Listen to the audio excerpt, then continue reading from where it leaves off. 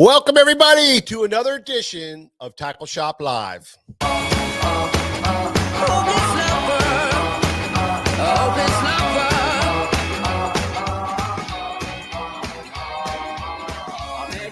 A sunny day, right there you took my breath away. Young and pretty, was it just a dream? The next day, what's up, Scott Lockoff? You told me I'm your little. How you doing, buddy? Carlisle, how are you, Carlisle? WB Jones is in the house.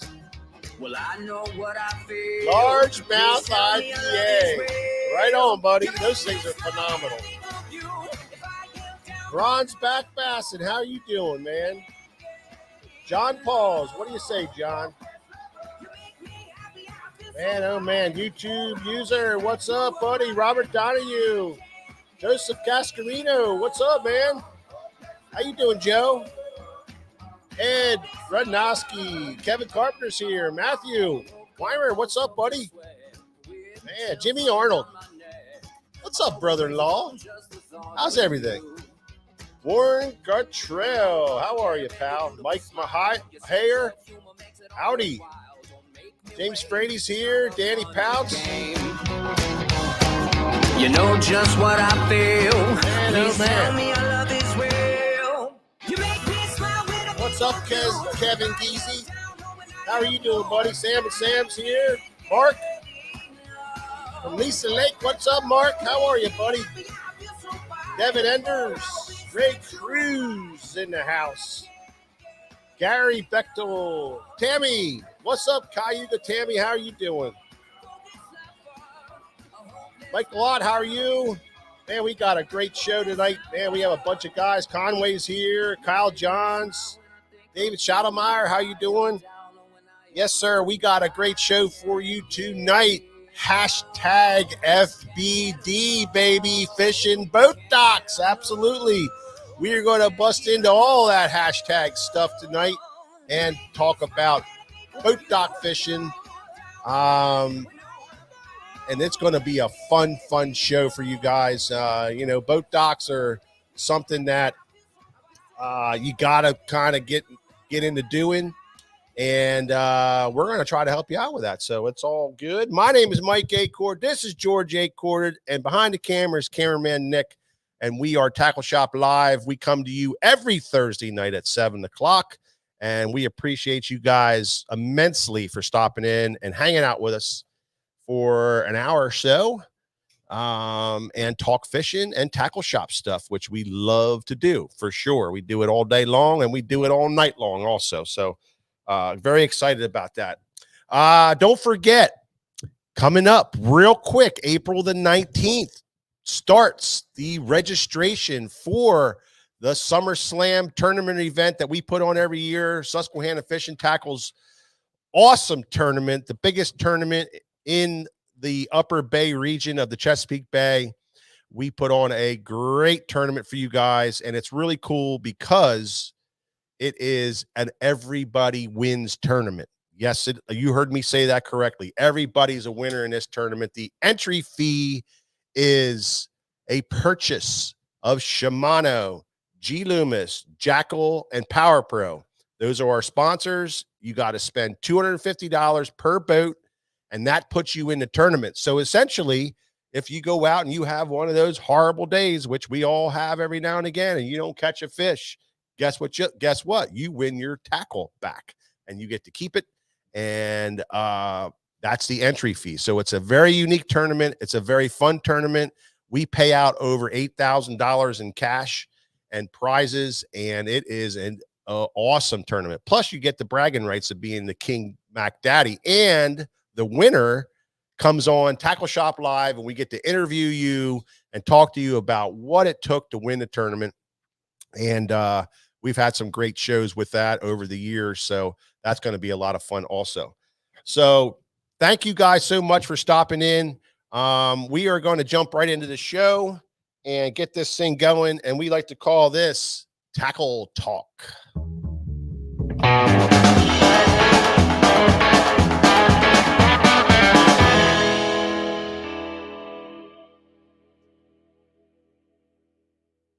We are are a tackle shop, and we love to play with tackle, and we have one of the largest tackle boxes around, and we just love it. We absolutely freaking love it. Nick, you love tackle. I do, and it cracked me up when you said you're one of the biggest tackle boxes around, because isn't that the truth? Yeah. My deal is, when I go fishing, I put together what they call a Texas tackle box. You know what that is? I do. That's right before I go fishing, I go through the shop and I get my bag and I go through and I pick out the things that I think I want to fish and I want to try or whatever, and that's my tackle bag for the day, and I take it out. And well, let me ask you something about that though. Let's say you went fishing like that every week. Yeah. Would you be able to find that one that you had from last week for the next week, or would you have to get a whole new one that week? Well, see, that becomes a problem sometimes, because I leave them lay in the boat, and then I have all this tackle that ends up in the boat in these white bags. I got these white bags scattered throughout the whole entire boat. So, but I'm getting pretty good with it. I know, what I use and what I don't use. But the nice thing about having a big tackle box and owning a big tackle box is you get to put stuff back. Well, that's true. But I asked this question because I fished with a guy and he wanted to do Tuesday nighters every week. Yeah. And every week he'd show up with a little brown paper bag. Yeah. And you guys probably remember it, but he had to have salty spiders every week. Oh, yeah. And the next week he'd have a new bag. And I'm like, well, what did you do with last week's bag? I don't know. So who the hell knows where all his salty spiders were? Yeah. That's my kind of customer right there. But anyway, George, what do we got today, baby? You're always working with some great stuff, and you always pull out some great tackle. What do you got going on? I got a few things. I've got some interesting stuff. We're in the peak in our region. We're just starting our peak. Yeah. Like swim bait season. I mean, we are prime time. Swim bait season. I mean, the glide baits are in full effect.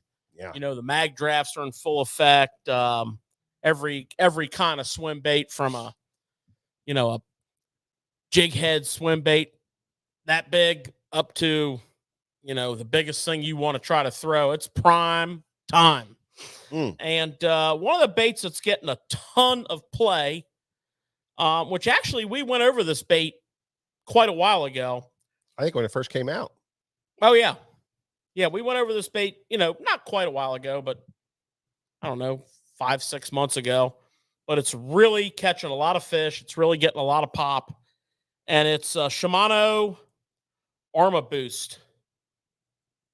Arma Joint. Sorry, I said Arma Boost. Arma Joint, 3-segmented swim bait. It's technically 7.5 inches long, counting the tail. It's a nice average size glide bait. And this baby has got a lot going for it, which I think is why it's fairly in demand. One is this hinge system here. So what's cool about this is, if you've ever had like certain glide baits that you throw, no matter how careful you are, they take to tumbling through the air, and it can be challenging for even the best of casters, to avoid like a backlash or a bunch of loose loops on the spool, or just trying to get your distance. Mm-hmm. But not all glide baits, but some of the ones I like to fish with will do that. This right here, this joint right here allows this bait to fold almost in half. So we get a very streamlined, bomb cast. It's a 2-ounce bait. But what's new about it is this is the slow sink version. So they had a slow float version. This one's a little heavier, and it's a slow sink. So you're going to be able to get down into that little bit deeper zone a little bit and keep it there. And just personally speaking, I love the thing. I mean, it comes in a ton of colors. We have, real traditional bait fish colors, with a little flash to them. You can see that flash plate in there. That's what I think it's all about right there. That is what they call flash boost. Okay. And that is just a little thin foil plate, little thin foil cutout suspended on a little wire that gives that flash. Yeah, if you hold even it, if even you when you if stop you hold it it there, still, yeah, it just keeps flashing. gives you that flash. And the body's got all this scale pattern to it, so it really refracts that light. And it works well with the bait fish colors. You get your little bit of blue in there. My favorite so far is this guy right here. This is BW shad. That's my favorite. I love tracking that red tail through the water.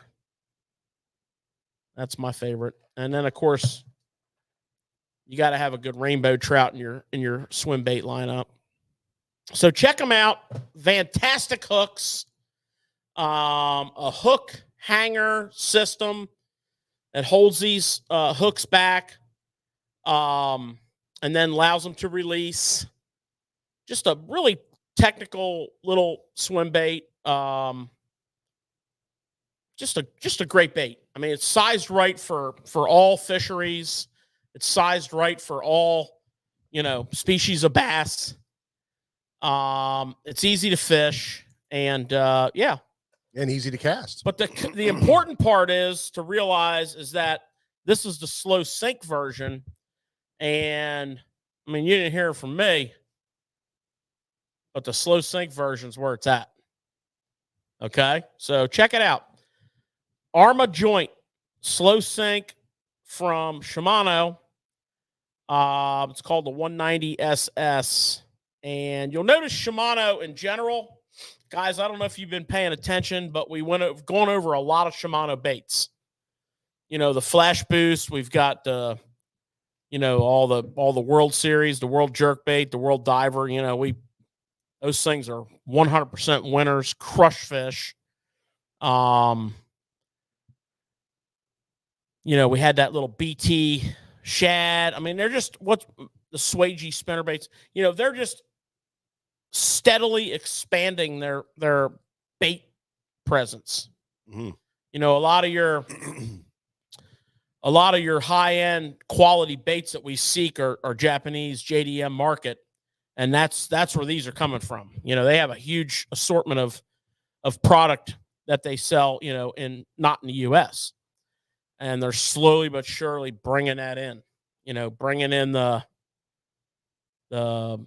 more choice, pieces that fit in our fisheries. I like it. I like that the whole line of Shimano stuff because it's kind of outside the box thinking. It's taking some of the baits that are mainstream and changing them a lot to make them something different. And the flash boost technology is one of those things that we've seen it with the jerk bait, especially me with the jerk bait, man. That it's just, there's days where that thing just really makes a difference. So, but even their crankbaits, their colors and their body styles and their lips they're different than anything out there. And I think that's why everybody's kind of gravitating to them and trying them, because it is a different bait that they can throw that people maybe the fish haven't seen before, for sure.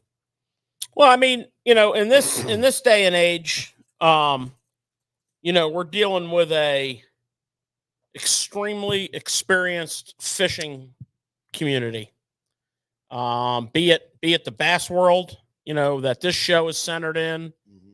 or we do a lot of saltwater fishing. Be it that community, whatever, the Lake Erie walleye fishing community, whatever.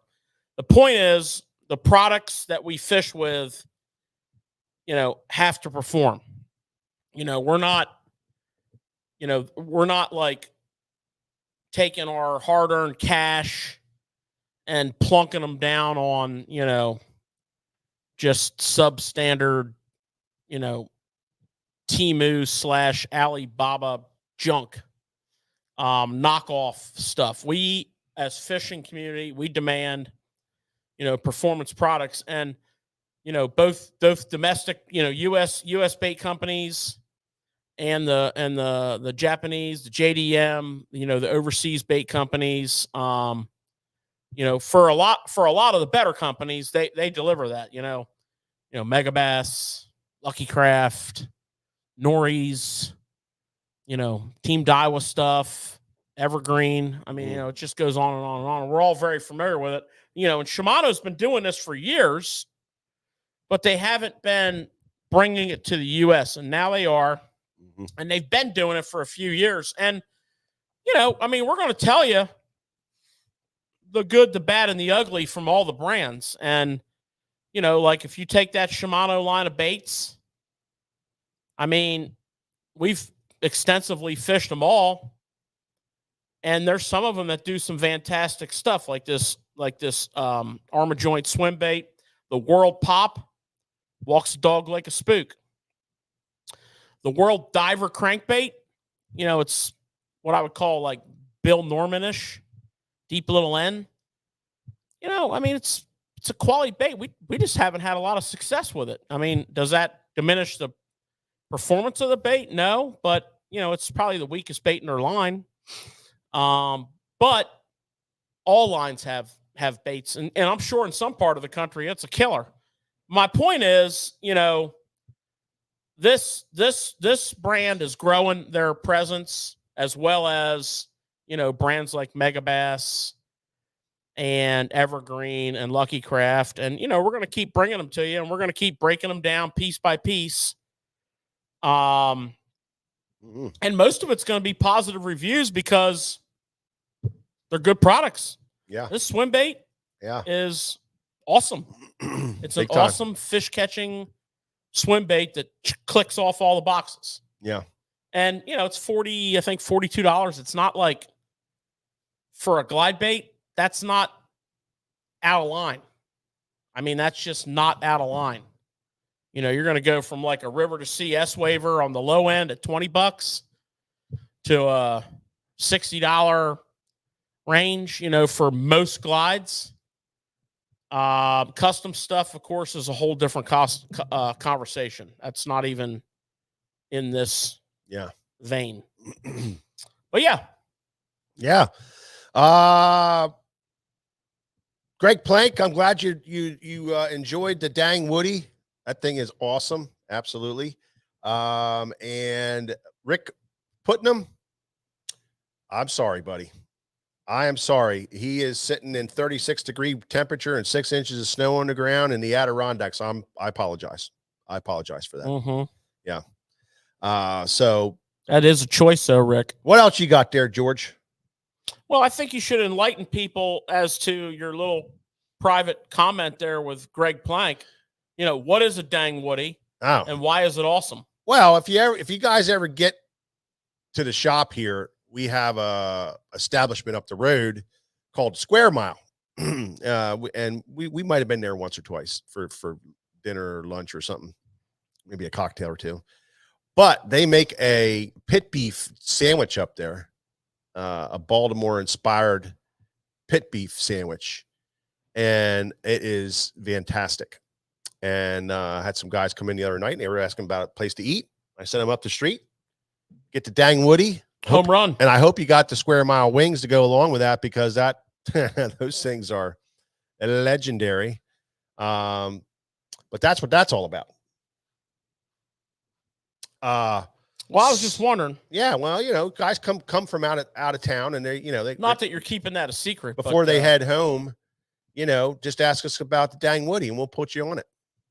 All right, enough about Dang Woodies and whatever else. Wings. I'm getting hungry. Let's shut her down, Nick. Let's go. Let's roll up the street. That'll be our post game stop. Stay focused, gentlemen. Yeah. Stay focused. Yeah, I'm all out. I'm out of whack now. We got a lot of work to do. So Next up, we're going to talk some frogs. Frog fishing. I mean, love me some frog fishing. If you don't like frog fishing, you might want to change the channel now, because we're about to talk about some frogs. Well, who was that fella here? I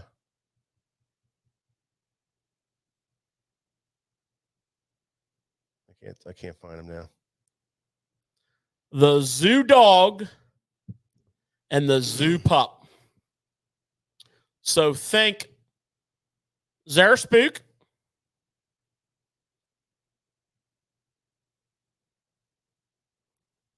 frog. So we have the tail,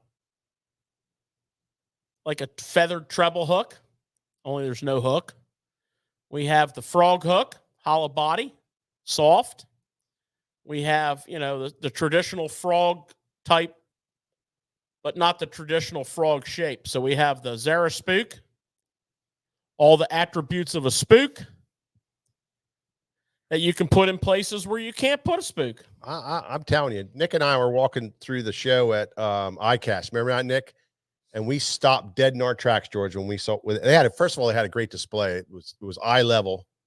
And we stopped us dead in our tracks. How about it, Nick? It was just absolutely, this just really got me going. This is nothing new.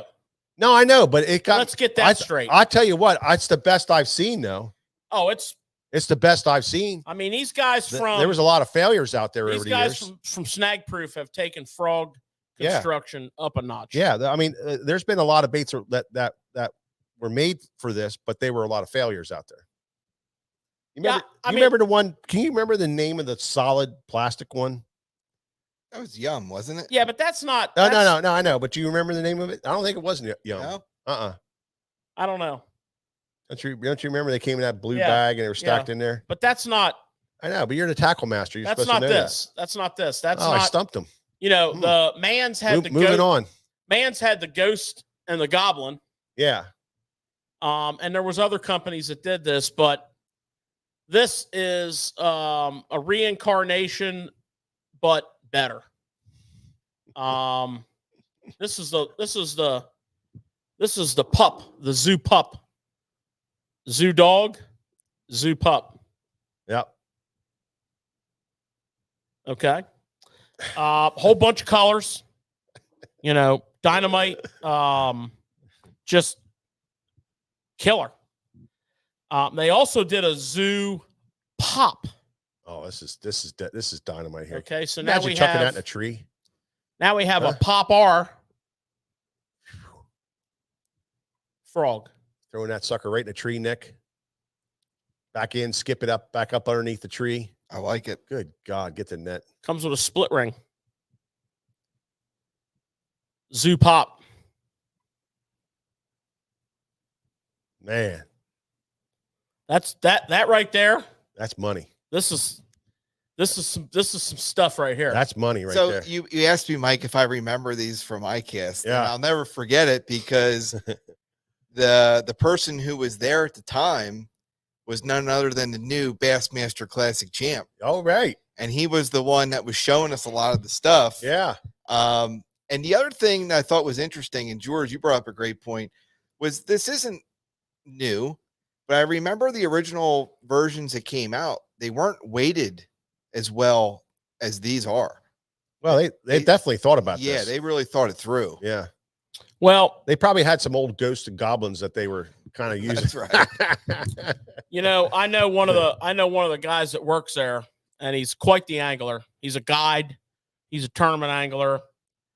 And he was explaining to me how they solved the problem in some of their frogs of water getting in the frog.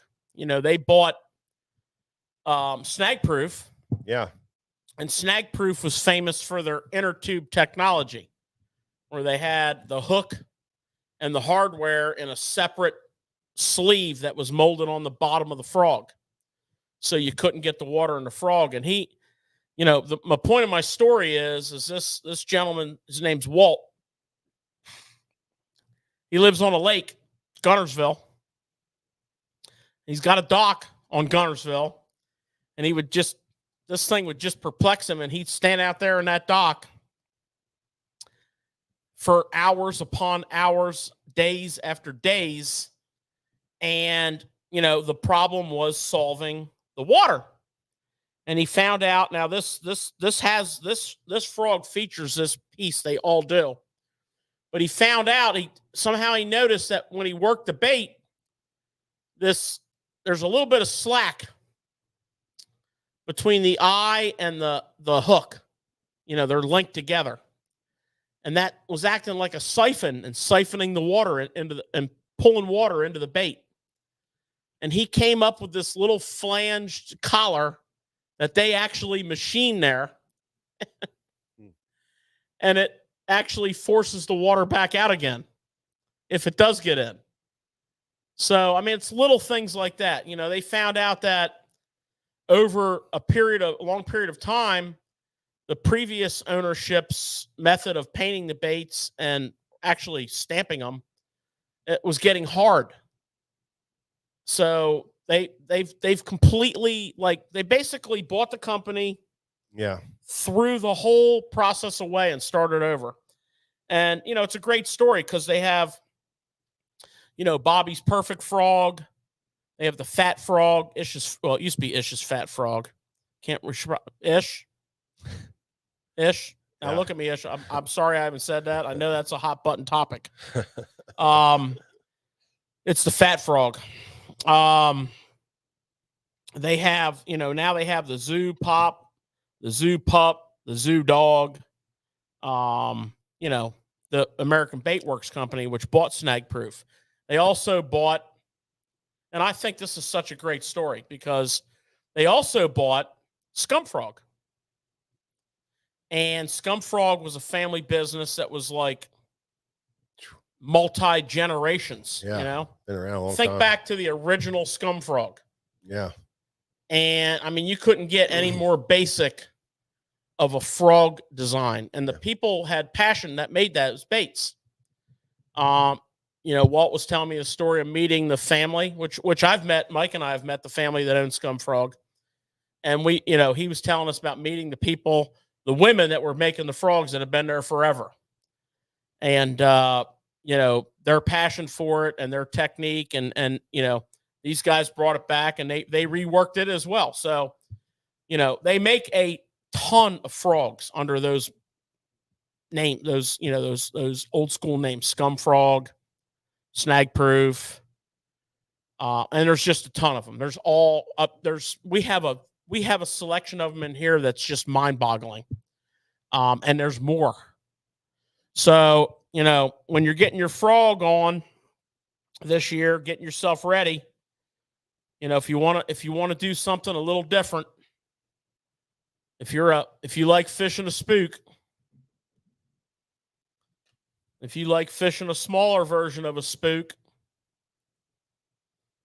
if you like fishing a Pop R, and you want to put them where no spook or Pop R has gone before, check out the Zoo Pop, Zoo Dog.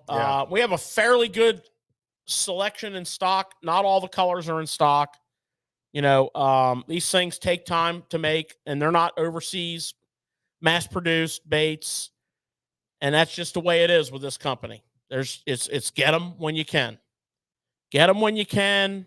We have a pretty good amount in stock. They're $8.99, which is a very, I think, low price, reasonable to the point of being underpriced for what they are. So we are excited to bring that bait in, huh? Oh, big time. Big time. I like me some frogging. Mm-hmm. So guys, I got to put you on the spot a little bit. We all like to throw the spook, but we're throwing spook in open water. We have our rods we like to use that with.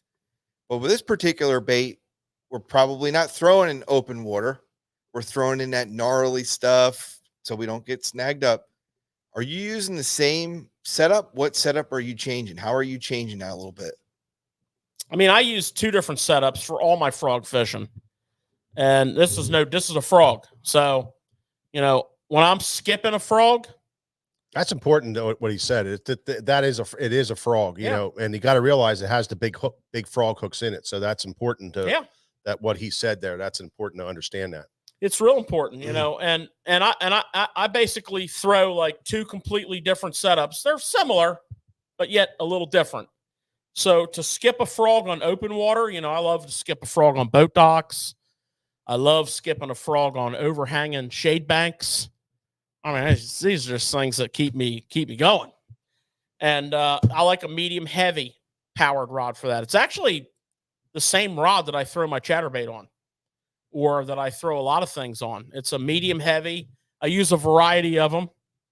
I use a straight up 843 MBR Loomis. I use 7.2 Poison Adrena. 7.2 Adrena, X Pride, Zodius.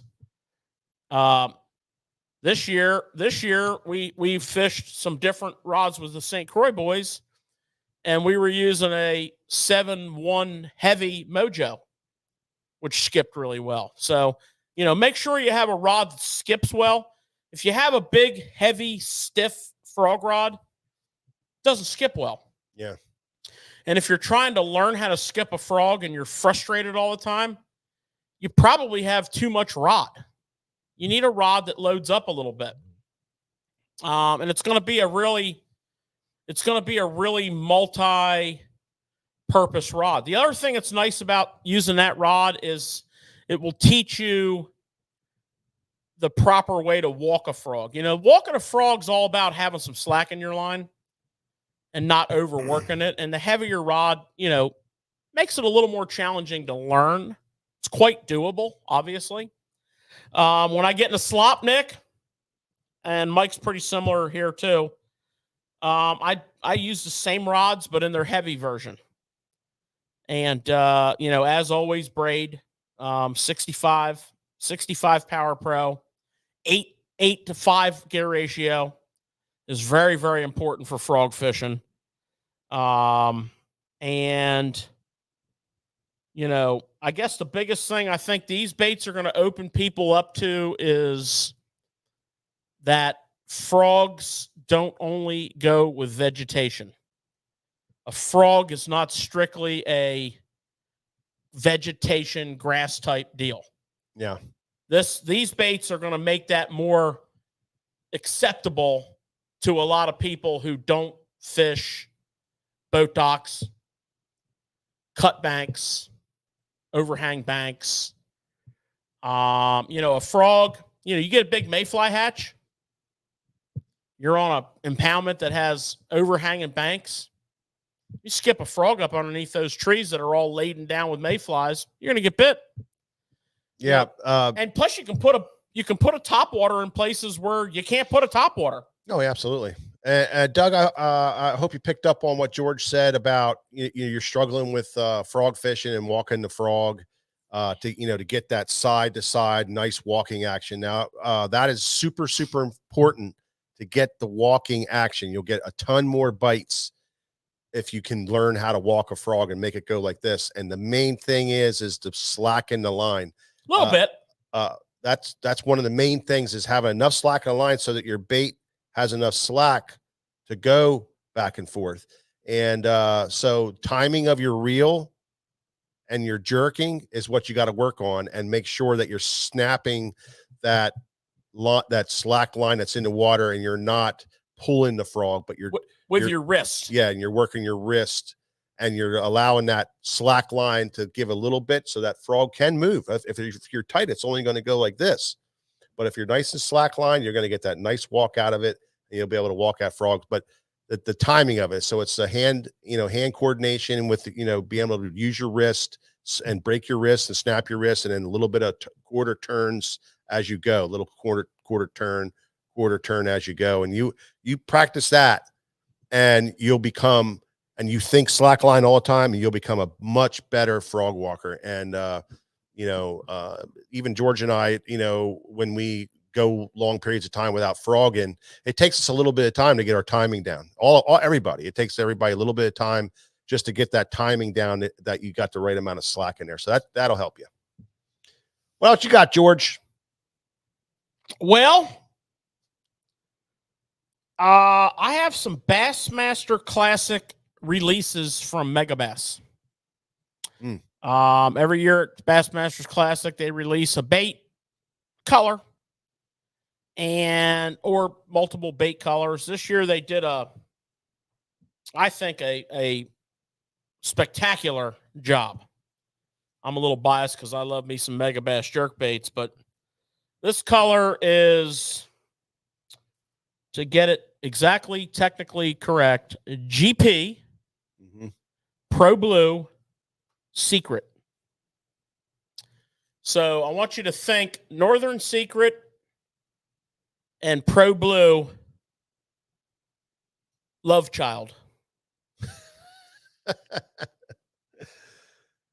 Yeah, So you got that. That chartreuse pearl on the bottom, man, is just money. And that thing, all different angles, you get a different look of that thing. I mean, this bad boy right here. It is nice. First of all, it's Pro Blue, which is one of their top selling colors of all time. And then you put that Northern Secret belly on it. Man, super nice. Really cool color. Plus one, 110 plus one, which is this one. See the plus one lip. 110, the standard 110,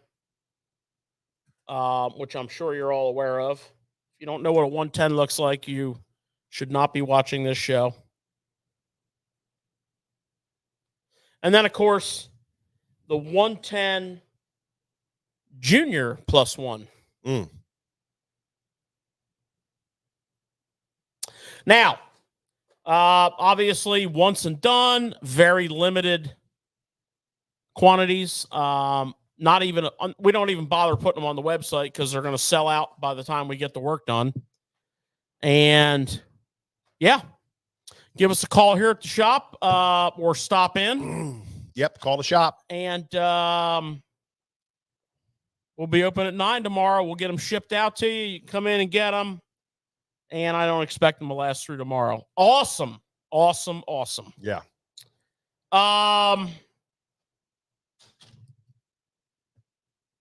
Pro Blue Surprise. Is that what it's called? Pro Blue Secret. Pro Blue Secret. Surprise. Where'd you get that? I don't know. Okay. Now, I learned something today. And I'm going to pass it along to the masses.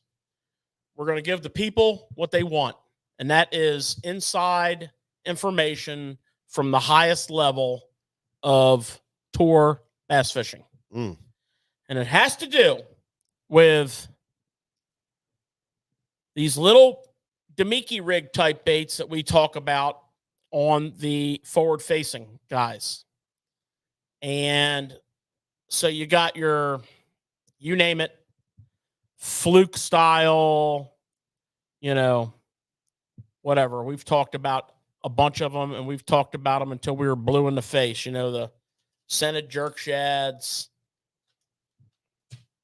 But like the scented jerk shad is a big player in that market. And the guys that are fishing highly pressured waters and are catching the big sacks have a dirty little secret about how they're getting the subtle wobble in their bait. You're able to get a certain amount of action in these baits just by working your rod tip. You watch these guys fish these tournaments on TV and you see the rod manipulation and you're able to put a certain amount of action on there, but there are some differences. And what I learned today, and I've been wondering about this. I've been wondering about this because solid tip spinning rods have been showing up in very specific models. Yeah. And, it's a finesse application, but what I was told today by someone who I very much respect. If a lot of people would have told me this, I'd have been like, this ain't no deal. But the tip on these rods are solid. So what I mean by that is you have your blank here, right? Tubular, blank. You know all about this, right? Hollow, you know, how they make the blanks. We've talked about that. But when you get to here,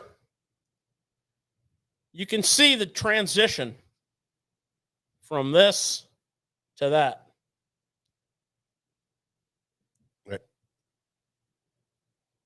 Right there. This is solid graphite.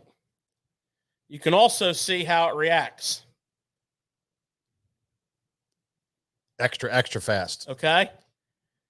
Very, very powerful. Very finessey. But this rod right here now, this is a where's the power written on here? This is a medium. So this is a medium. This is most definitely not a medium. And therein lies the secret to getting that subtle wobble and you're going to start to see more of these rods come out and be properly presented to you. Now, we presented this rod to you a while ago, but we didn't know this. We thought we knew, but we did not know. We knew it had a solid tip. We knew it was marketed towards forward-facing sonar. We think that only a couple people in the company knew. And most people don't know. And this is breaking news. We should have the breaking news music playing right now. Like, you know. Dun, dun, dun, dun. So this is the X Pride. And you gotta really be paying attention on your game when you buy one of these. It's a 610 medium. And the X Prides are now in the B generation, so they all end in a B. But between the medium and the B is the letter S for solid tip. And if you don't know, look, because you can see it's a different color. Evergreen has it in the Gizmo rod, which is a very big seller for us. Now I think we know why. Mm-hmm. Daiwa Steez has it in some of the Daiwa Steez spinning rods. Shimano brought it out in 2 versions of this X Pride, and they marketed it at ICAST as a forward-facing rod. I just don't think that anybody there was able to tell that story. Yeah. That day ends now. There you have it. That story's been told. Breaking news. And that information was revealed to me today, and I'm just like, you know what? You told the wrong person. Because I'm telling everybody, because we got to give the people what they want. Cutting edge technology and information. I get it, though. How do you get that subtle wobble that you don't always get in your bait? And why are these heavily pressured fisheries, you know, all these guys are able to make the cast, all these guys are able to present the bait, and a couple of these guys consistently destroy the fish on these heavily clear water pressured fisheries. Yeah. And guess what? I was told by a very high-ranking official in the industry today who's dialed in on 2 continents. And that's what he told me. So I don't know how to quite tell that story, but that's how I'm telling it. Good job, George. Hey, Mike, we need to get one of them breaking news buttons on there. Yeah, I know. I didn't know he was going to have that. I would have looked for it today. Yeah. Yeah, I mean, I'm going to have to either that or I'm going to have to learn how to, like, you know, play that song. Yeah. You know. I don't know. Breaking news. What's the song? Well, I mean, it's played in my head, but I can't really verbalize it that well. So it's just music. You know what I mean? Da, da, da, da, da, da, da, da, da. Or it comes across breaking news. Yeah, that's good. Oh, wait, let me hit the record button. Yeah, you got to get that dialed in there, man. Let's record that tonight after the show. You got to get that dialed in there, right? I feel like we can up our game a little bit with a few of critical sounds, put in. I would go to Anchorman. That's not breaking news. Your sounds are old, bro. They're old and worn out. I mean, nobody wants to hear that mess. It's totally counterproductive. Now you get some Ron Burgundy going, right? Huh? Stay classy, San Diego. All right, we're gonna work on that. What else you got? Let's keep rolling. You know what? I've been getting a lot of run on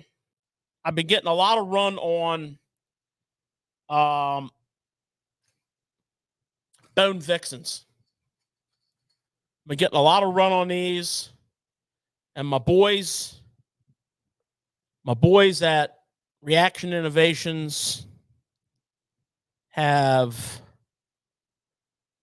mysteriously resupplied me in Bone Vixens. And there's lots of other cool colors too, but this has been I've been getting a lot of run on those. Somewhere in the world there's a topwater bite. And I saw it on the tournament today. Yesterday.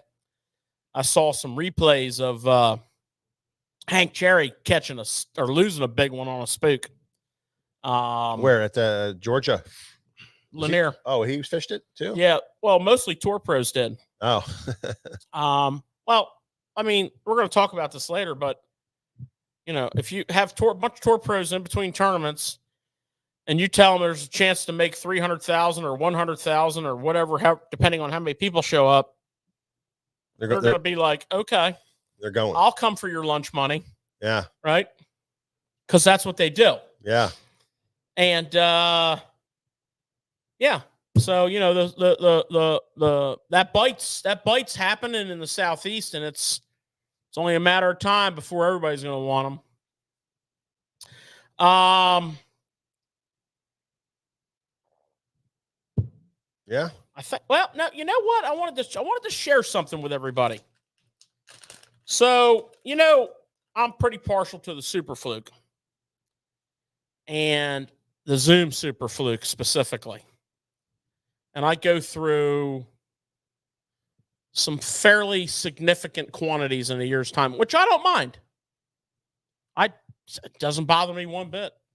Bother me. I basically can take what a Bass Mafia bag can hold and not be zippered shut and use that twice.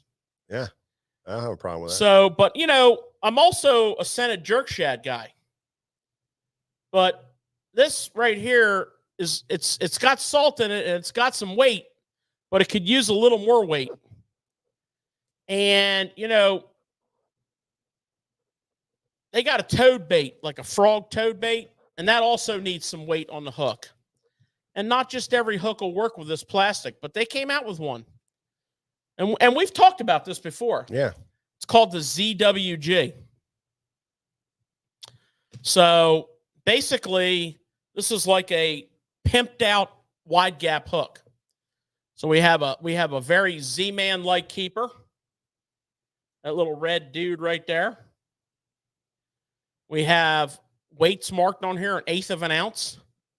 Perfect for fishing a fluke a little deeper or working your toad across the surface. And we have a cool little keeper. And you can rig it up a couple different ways. You can Texas rig it up regular, or you can kind of like reverse engineer it, kind of like that. But ZWG,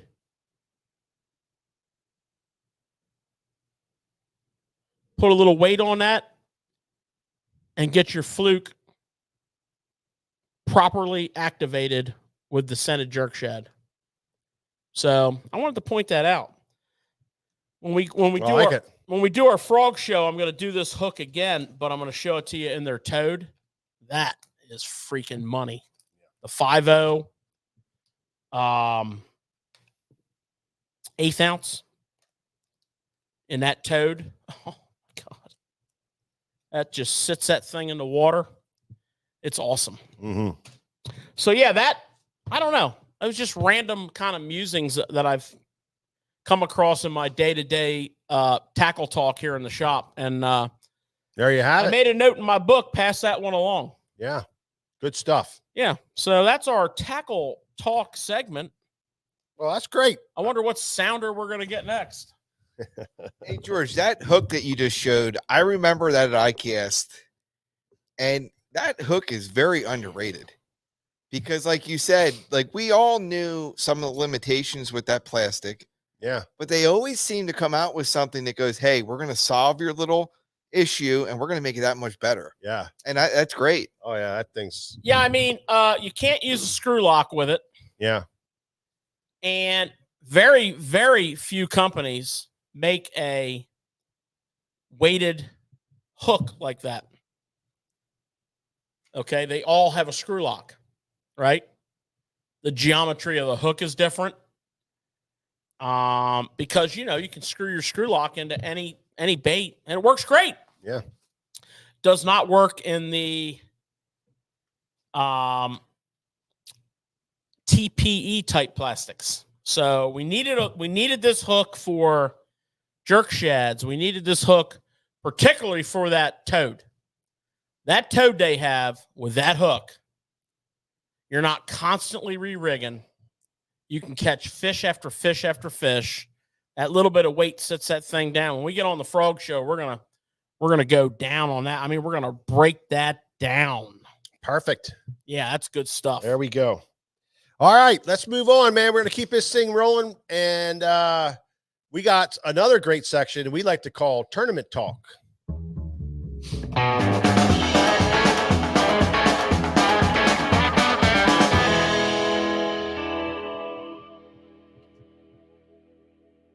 All right, George, tell us about this gigantic tournament that there was supposed to be down here in Georgia. 47 boats. 47 boats. So let's at $5,000. Remove the word gigantic. Yeah, $5,000 a man to get in. They're calling it like a high-end pot tournament, like a club tournament, Yeah. I don't think they'd call that if they got 100 boats, but it's Yeah. kind of a cool idea. I mean, the idea was popped a year ago by a guy that lives down there that I don't know. He doesn't like all the jazz going on with forward-facing sonar, so he's like, you know what? I'm going to have a tournament where you can't use forward-facing sonar. You can't use 360. You can't pre-fish.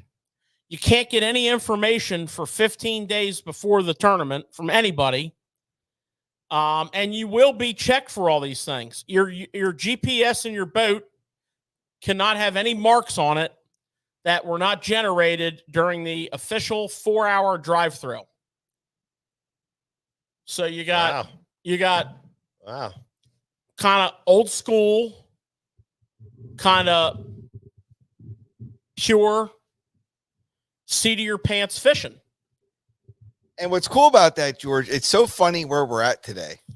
Because if you think about it, about 5 years ago, there's a thing that it might have been longer than that, a thing called out Major League Fishing.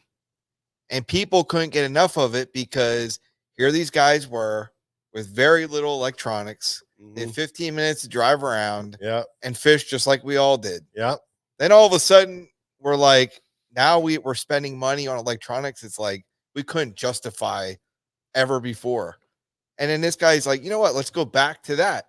Yeah. I bet you for some of the pros that did fish it, it is probably a breath of fresh air. Refreshing. Yeah, I was just going to say, absolutely refreshing. Well, they caught him. Wait a minute. They caught him, though. Wait a minute. You didn't need forward facing in this one anyways. It just so happened to work out that they scheduled this tournament on Lake Lanier, Georgia during a full moon major spawn cycle. And the top 12 guys, at least 10 of them were sight fishing. And the way these guys sight fish is, two 36-volt lithium batteries, trolling motor on as fast as it can possibly go, and let's drive the boat by trolling motor around 8 miles of shoreline and mark 300 bedding fish. Mm-hmm. And guess what you don't need for that? 360 or forward-facing sonar. So I get the whole premise of it, and I think the fall tournament that they're going to have is going to be a truer representation of it. But just like the Bassmasters Classic, this wouldn't have been a forward-facing event anyways. Now, having said that, if I may. Yeah. Lake Lanier, Georgia is famous for big spots on brush piles. Yeah. And I assure you, that there was thousands and thousands of big spots on brush piles that would have been. You could have caught 60 pound of them easy. Plucked off one by one with forward-facing sonar in the hands of a capable angler. Guaranteed. Especially those guys. Not an argument. Now, that wouldn't have changed Chris Johnston's approach. That wouldn't have changed. Yeah, what was his winning weight, though? 60 pounds. 3 days. I don't know what his winning weight was. It doesn't matter. It wouldn't have changed his 68. approach. It wouldn't have changed his approach. He could have had 168 pounds. But somebody with forward facing on brush piles with the size of the spots that are in that lake, they could have done 20 plus pounds a day. That's a great. Wouldn't have won. That's a great question, though. It wouldn't have won. I thought you said he had 61 or 62 pounds. I can tell you this much: he had like 48 pounds going into today. Yeah, he ended up with 68 pounds. Oh, 68. Yeah. But you might as well round up and call 70. The funny thing is, I'd love to ask him a question. Did he look at this? Did it change his outlook on this tournament because he did not have the forward facing? Because when he went and looked for those fish, Johnson and Corey Johnson talk. Yeah, they are very good at the forward facing. Yeah, so they're also some of the best sight fishermen on planet Earth. So I wonder how that would have affected them. I don't know. It's a great question, though. Yeah. I would be shocked if those two guys would have changed their game plan. Just like I can tell you Drew Cook wouldn't have changed his game plan, because when you have this Jared Lintner, when you have this perfect storm of moon phase and weather line up, and you get some of the best sight fishermen signed up, they're going sight fishing. Okay? They're going to sight fish. They're only going to stop on the bigs, and that's how they're going to roll. I mean, Chris Johnston and Corey Johnston learned how to sight fish on Lake Ontario, the St. Lawrence River. I know a guy that drew one of them in a BFL years ago, and he basically said,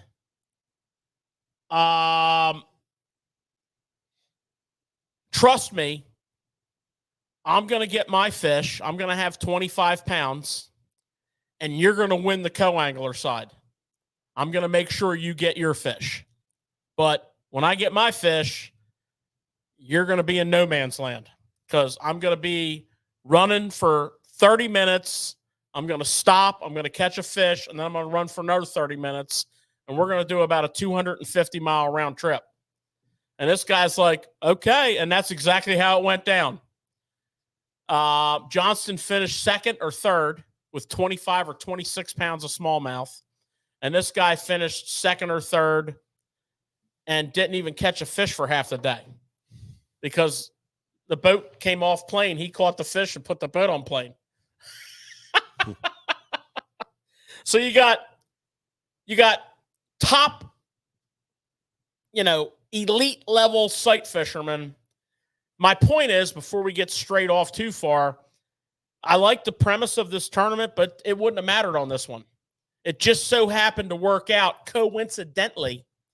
It wouldn't have mattered on this one. First place, Chris Johnston. Second place, David Williams.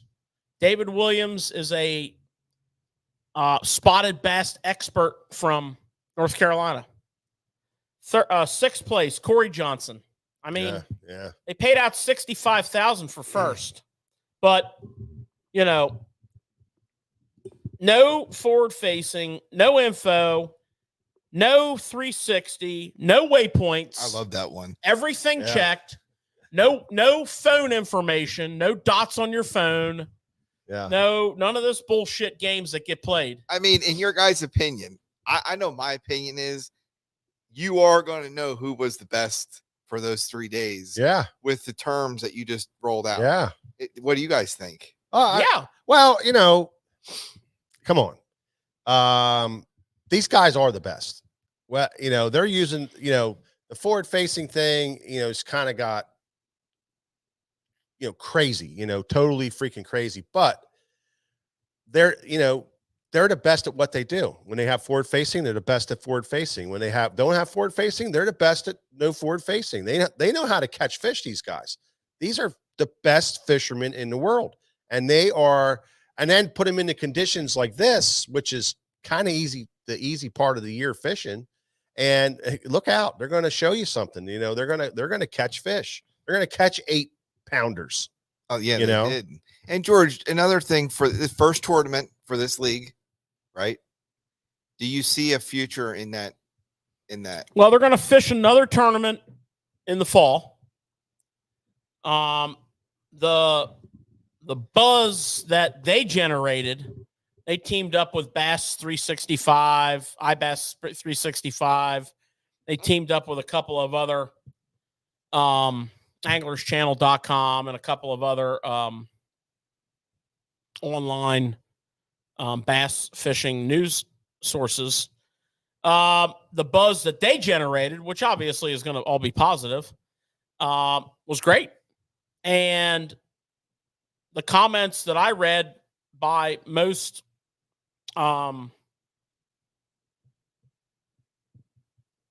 pros, fishermen, anglers who watched, the comments I read by most anglers who watched were not bashing. They were positive. So I think it was win-win. I mean, you get a lot of keyboard warriors on there that just want to just rampage across everything that's being done. Oh yeah, you're right. But I guess where I was coming from with that, this was $5,000 to get in. Yeah, it's no joke. So I mean, is that just as much as the tour, or is that not as much? It's 500 less. So do you but it's only one tournament. Okay. The tour, you got to sign up for all 10. That's what I mean. But if this ends up going to like 3 or 4 tournaments, it's going to be a big. Well, if they're, what's going to hurt them is if they put these tournaments, too close to other events where the guys just don't really have the time. There was a big break between the last tournament, which was the Classic, and the next event. And this kind of fell in there where they could, kind of get down there. They could, they weren't rushing around from one to. I guarantee if it was like, all right, I have to fish this tournament, and then I got to fish another Florida tournament, and then another Florida tournament. Oh, then I got to go be over there for this thing. They're not going to do it. They're not going to do it. Yeah, I mean, you'll get guys, but they're going to be the 30 boat fields, the 40 boat pros, maybe that kind of thing. You'll get those type of fields, but you're not going to draw a ton of locals at $5,000. No, but you're not. If this guy has, he's going to have 2 tournaments this year, right? And he's going to probably count that as a successful year. If he's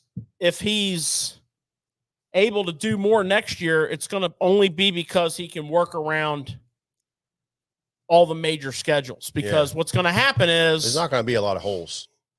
There's going to be that break between the Classic and the resumption of the tour season, where you can stick a tournament in and draw tour anglers.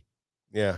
Okay. You can stick these tournaments in whenever you want, but if you want to draw tour anglers, you have to look at those multi-week breaks. And don't think they're going to plaster them right when all the seasons end, because those guys don't want to fish anymore. They're done. They want to go hunting. They're all hunters. Where's the next one at, George? I don't even think it's been announced yet. Oh, okay. They're going to want their time off. They're not going to want to fish, after the tournaments are. It's later over. in the year.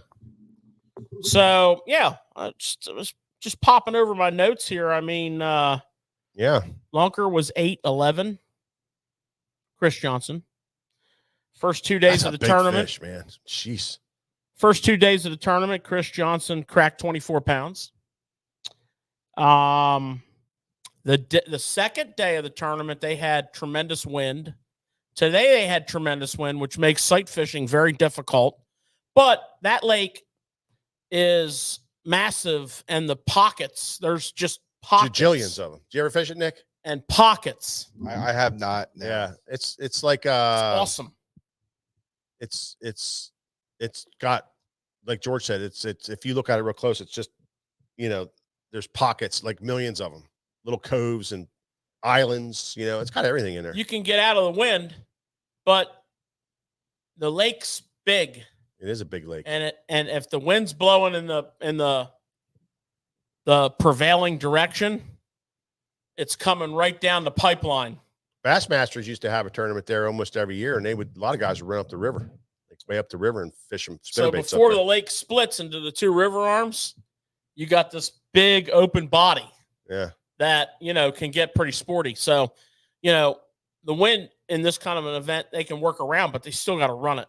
Well, I was thinking of you, George, after the first day, and I didn't get to watch much of anything, but Chris Johnson was obviously winning, and he was talking about what he was catching fish with. And of course, they were almost practicing while they're fishing because they didn't get practice. Mm-hmm. And he said about the mag draft, and I'm like, oh, George is gonna love that one. Well, I mean, it's one of the most amazing baits during the spring spawning ritual season that there ever was. Yeah. If you can buy into that program and start drinking the Kool-Aid on that, it is amazing.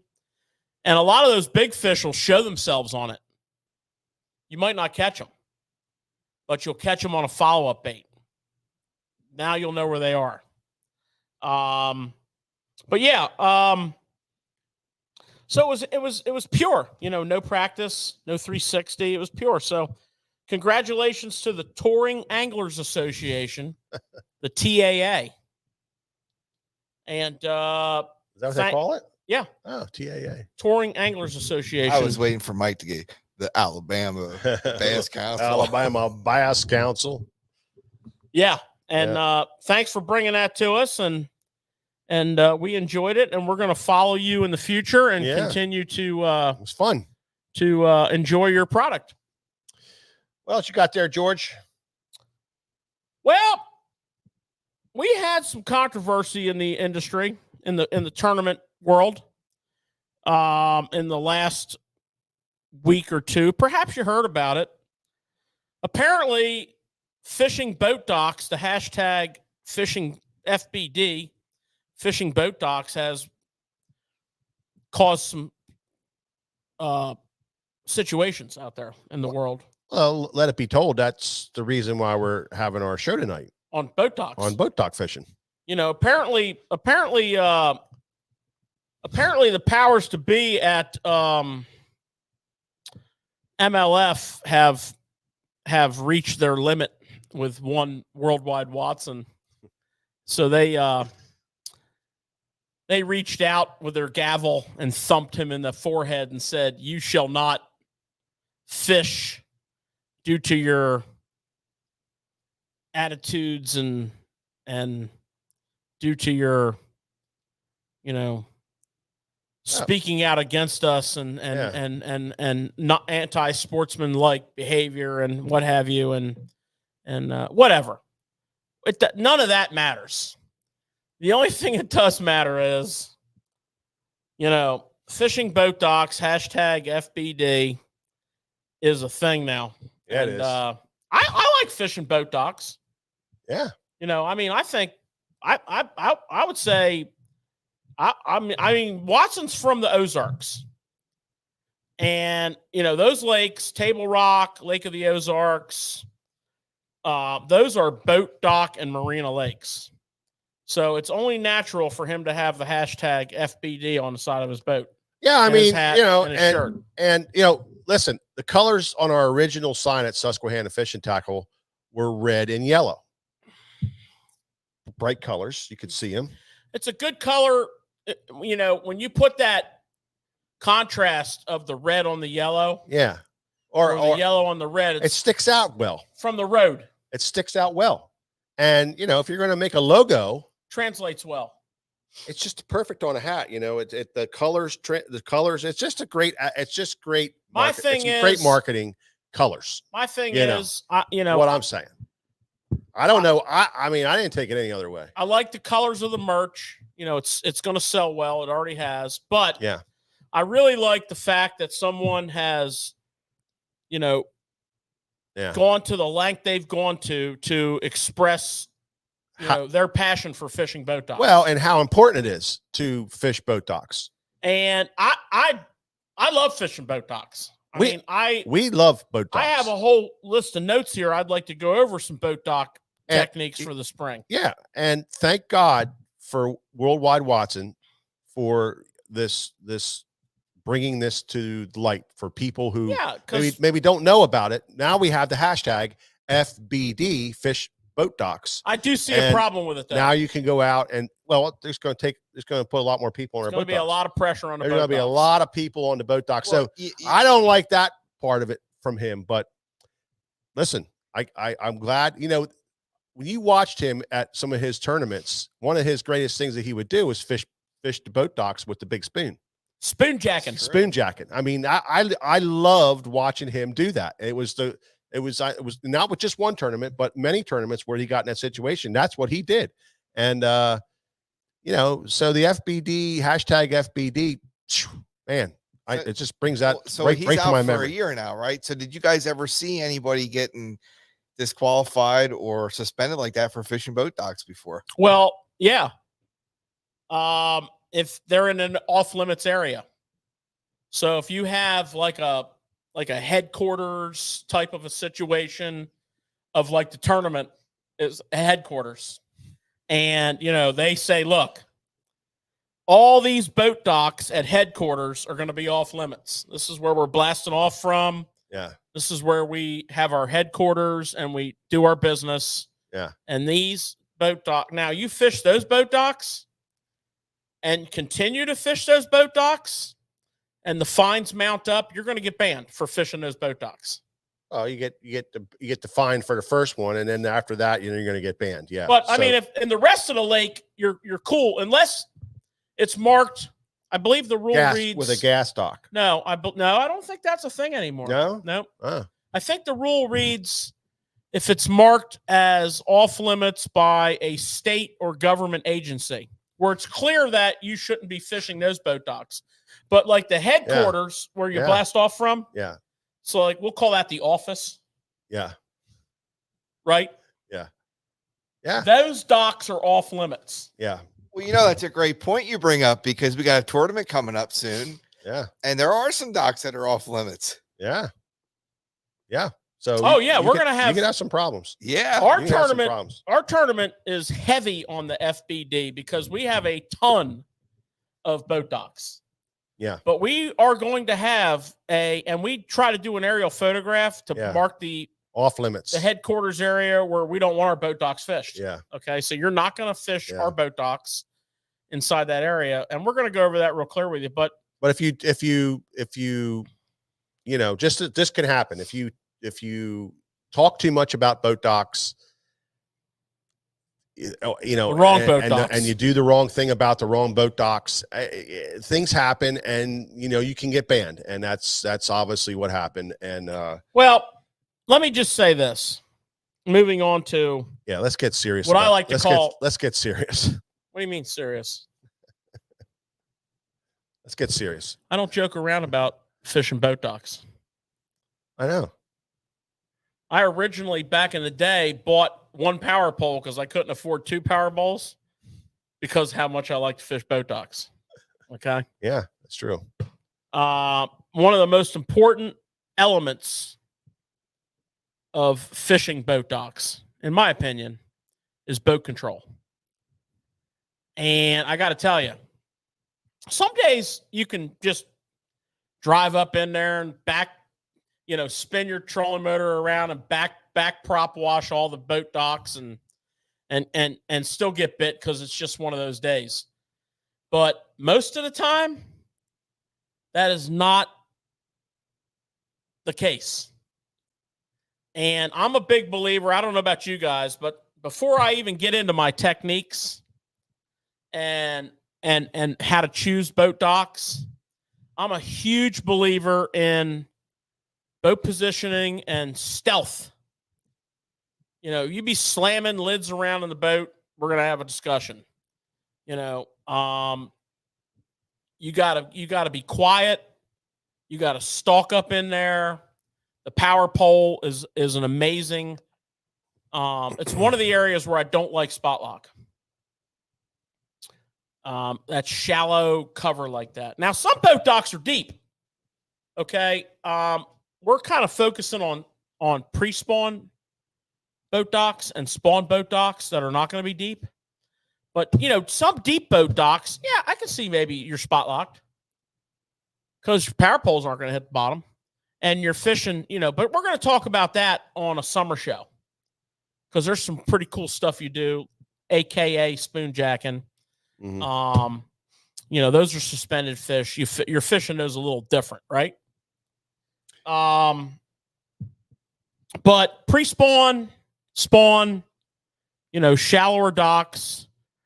And one thing I want to point out, guys, and I know we've talked about this on the show a lot, and I want you to all go back now and think about that infamous channel swing that we talk about and how that channel swing comes in, swings up on that bank, and turns out. Okay? Those pre-spawn fish love those docks where that channel intersects that bank. I remember a show we talked about that, and we talked about the importance of like some wood on that, like a lay down or maybe some rock. Well, that's what we got. Mm-hmm. It's just man-made. Yeah. Right? So, depending on the phase of the spawn, and where we live, it's early. It's early. In the spawning rituals.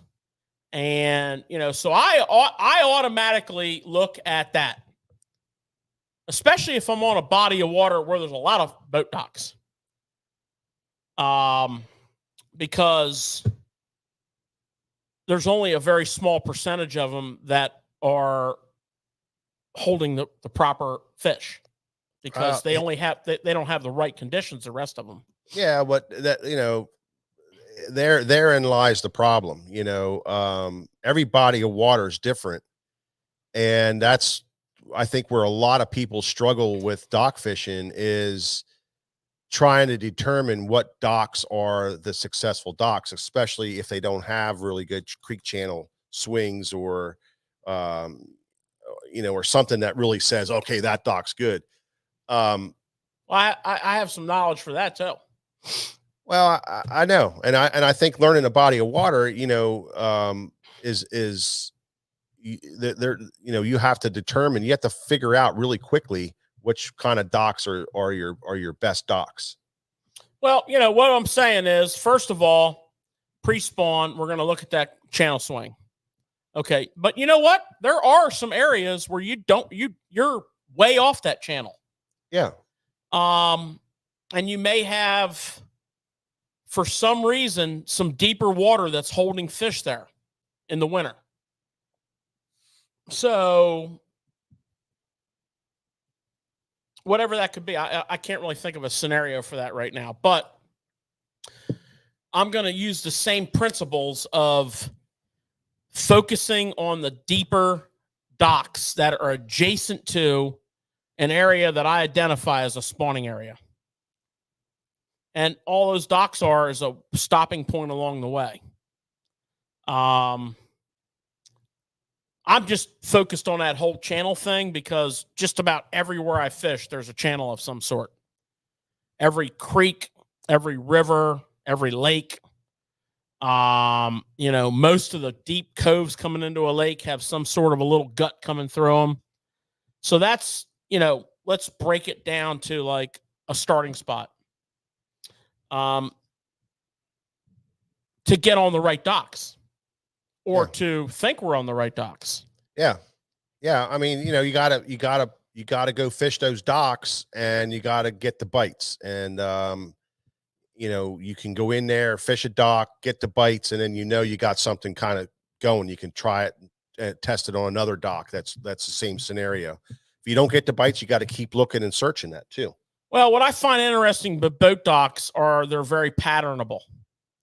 Unless you have just a unique boat dock. But, you know, I have many times been able to reliably like determine are the fish on the deep outside, the shallow inside, and they'll move throughout the day. Oh yeah, for sure. And a lot of that's going to have to do with wind direction.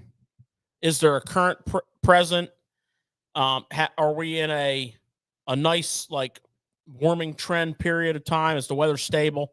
But once you find fish on a dock, pay very close attention to the next dock.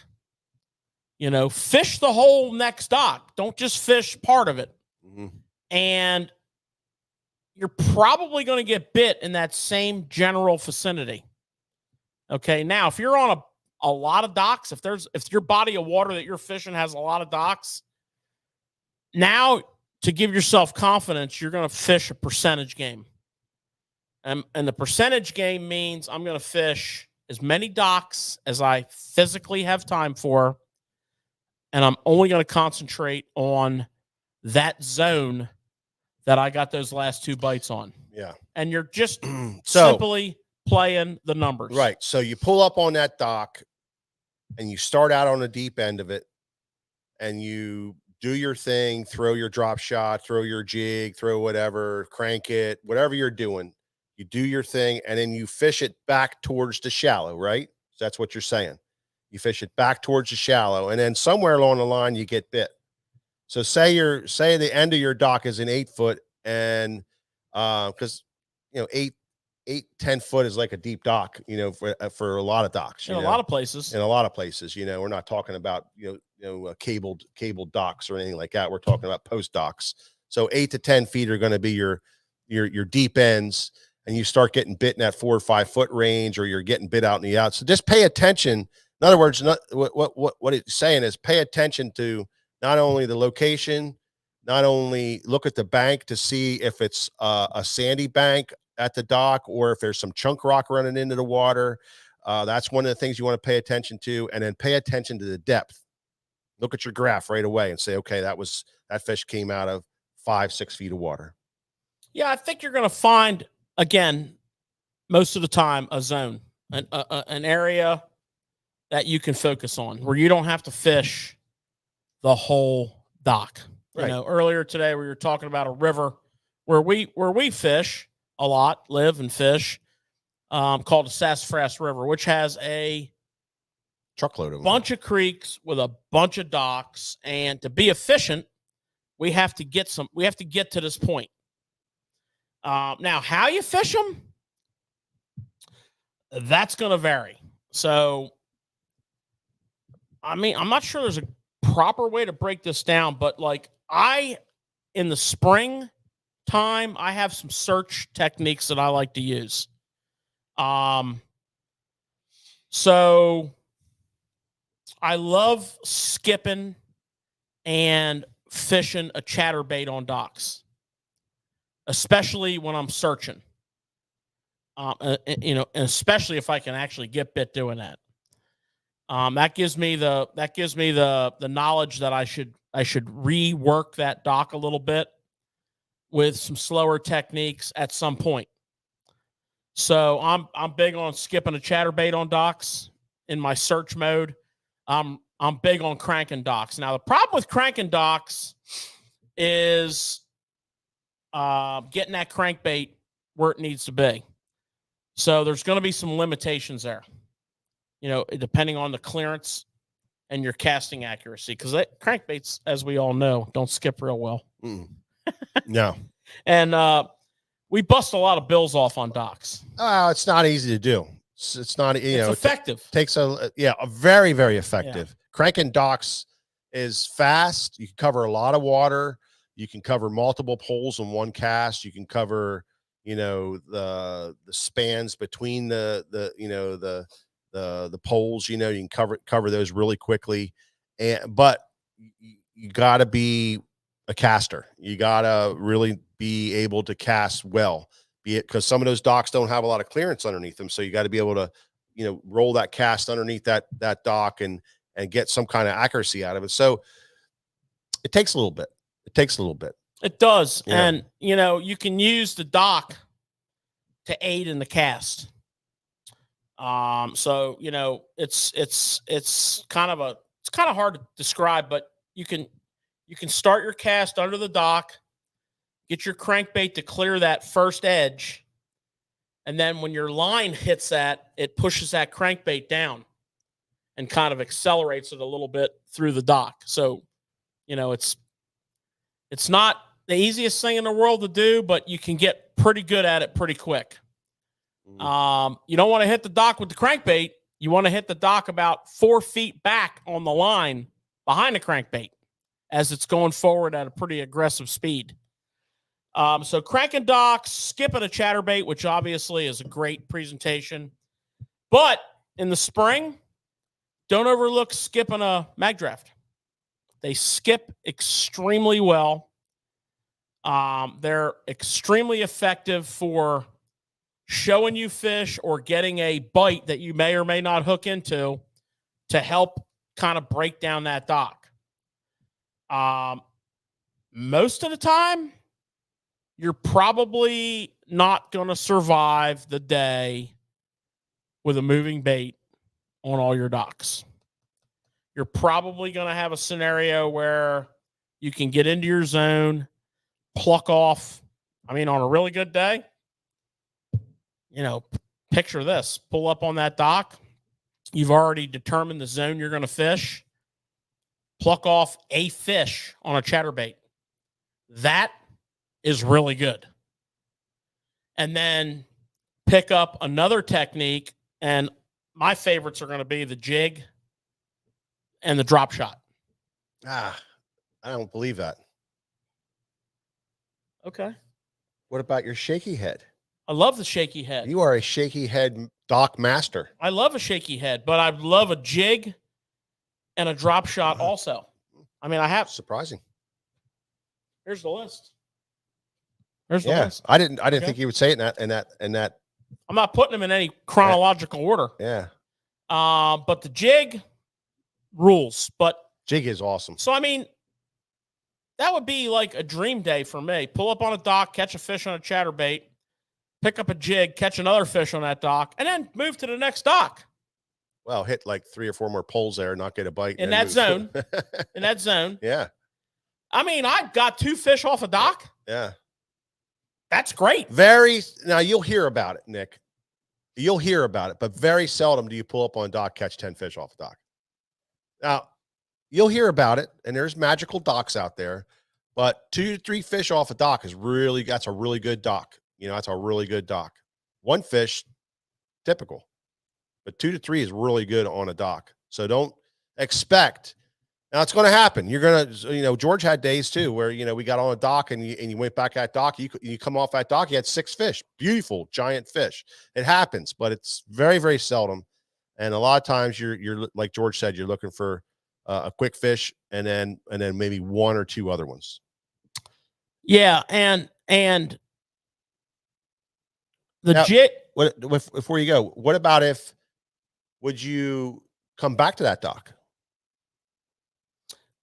That's a really good question. Yeah. So you caught those 3 off that one dock. What would you do, later on in the day? So I'm definitely coming back, but depending on the type of water I'm on, I might come back multiple times. And let me clarify that. So if I'm on a tidal body of water and I have that really good dock. You know, we all have those magic docks, or that particular day we have 3 or 4 docks that are really producing well. I'll be there 3 or 4 times. Yeah. On a tidal body of water. Right. You know, and on a good dock bite, you know, let's define a good dock bite. For me, a good dock bite is like 6, 7 docks that I get dialed in on, 10 docks I get dialed in on.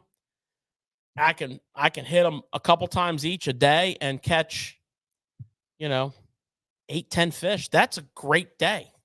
Yeah, no doubt. I mean, it's just a great day. Now, obviously, there are days where it's much better than that. You know, and I'm not talking about marinas now. I'm talking about individual boat docks. And, you know, pre-spawn and into the spawn time, you know, because you have that 6, 8 weeks of just like all different types of fish filtering in and out of there.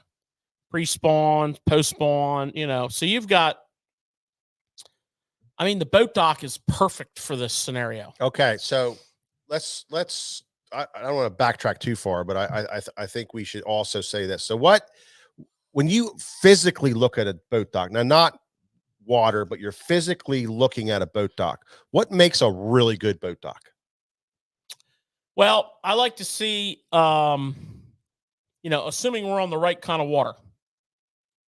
Okay, so assuming we're on the right area of the body of water, I like to see an older dock. I like a hard bottom. I'm a sucker for a ladder. And that's probably it. Now on depending on the time of the day, the shade. Yeah, I would say the same thing. When I'm looking for a really good dock, you know, if I'm looking around and I know that I got this, that I'm looking for a certain range of water or whatever, you know, I want an older dock. I want a dock that's maybe broken down underneath it and one built on top of it. You know, the more cover, the better. Like that. I like a dock that has like a lot of chunk rock coming into it and thinking, well, these people really protected their bank. Maybe they protected their post also. They put some rock. So you check for some rock, good solid rock. I like a T dock. I like more posts. You know, I like a lot more post on the dock so that I can get in there and work it a little bit better, you know, and maybe to hold more fish. You know, I like something that has, and a T dock offers a lot of casting targets, number one, but it also gives you a lot of shade. It gives you a lot of opportunity to make special casts that maybe somebody else didn't make, you know, a harder cast, some get to a place where that nobody else can really get to. Oh, I can tell you a little bit about that. Yeah. So a little later on in the spawning season, you know, things warm up. It's a little, you know, May. It's nice out. Insect life is robust. Get a lot of spiders. I like a dock that has a lot of spider webs on it. Yeah, absolutely. Because, you know, if there's not a lot of spider webs on it, and beat to death, but there's spider webs all around it. Yeah, that means a lot of line went through there and cut them spider webs out. Yeah, and that dock's been fished hard. Yeah, that's not necessarily a bad thing. Yeah, but it's something to key on. Or you're fishing along and there's like no spider web, but then there's a spot where there's spider webs and there might be you look at it, it's like, oh, that's a hard cast. Well, that's the cast I want to make. That's where I want to get my bait, you know, and get it in there where nobody else is getting their bait into. Well, let's face it. If you're gonna become a dock man, you need to get good at skipping. You need to just like quit talking about it, and do something about it, you know, and that means skipping a skirted jig. Yeah. Okay. Skipping a skirted jig and putting it where it needs to go. Well, I will say for the people who want to fish docks and don't have the time to really hone in on their skipping and all that, a tube is a great way to fish a dock too, because you can easily, Yeah. a lot of people can easily skip a tube. And plus, it's a great way to learn to skip better. Exactly. And it's smart. It's smart that's a smart thing to say right there, Nick, because if you don't have that skill and you're working on that skill, of course, we're all working on the skill. Get a bait that you can present to those really hard spots, and that's a great thing. A Senko, you can skip a Senko real nice, Right? That's a good one. Tammy Greenman's is saying, why older docks? Well, older docks. That's a great question. Older docks have a couple things going for them. They're established. They're in the water for a long period of time. So what happens? Things can get caught on them. Tree limbs can get washed into them. Brush boughs can be built over time from people picking up their yards and throwing into their docks for a little crappy thing. It hasn't been disturbed by construction in that area, so the bait fish will go in there and feel more. There's more, possibly some more vegetation that grew around that dock because the bottom wasn't disturbed, making the docks. So the older the docks, you got a lot of structure other than the poles that can be in there, and that's why we like to fish older docks. So along that same line, let's say a brand new dock gets built, and it's all nice and looking good. Is it a myth that it takes bass or whatever a certain amount of time to get on that stuff, or have you had experience either way? I don't think you can label it.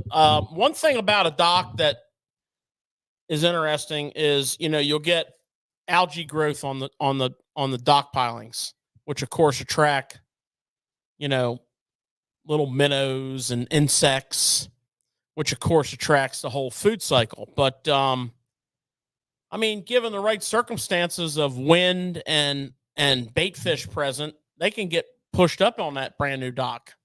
It's like a fresh tree. I generally don't get too excited about a fresh snapped off tree with green leaves on it laying in the water. I'm going to fish it. I have caught fish off of it, but that's just the same thing with a new dock. I want a dock that has a little bit of age to it, but I want the right bottom composition under that dock. Because right near that dock is where my fish are going to spawn. And we need that hard bottom. We need, fish will spawn on docks. They'll spawn on, they like a piling next to them. They like something over their head. A lot of these docks, like Mike said, one of his favorite kind of docks is a new dock built on top of an old dock, a newer dock built on top of an old dock.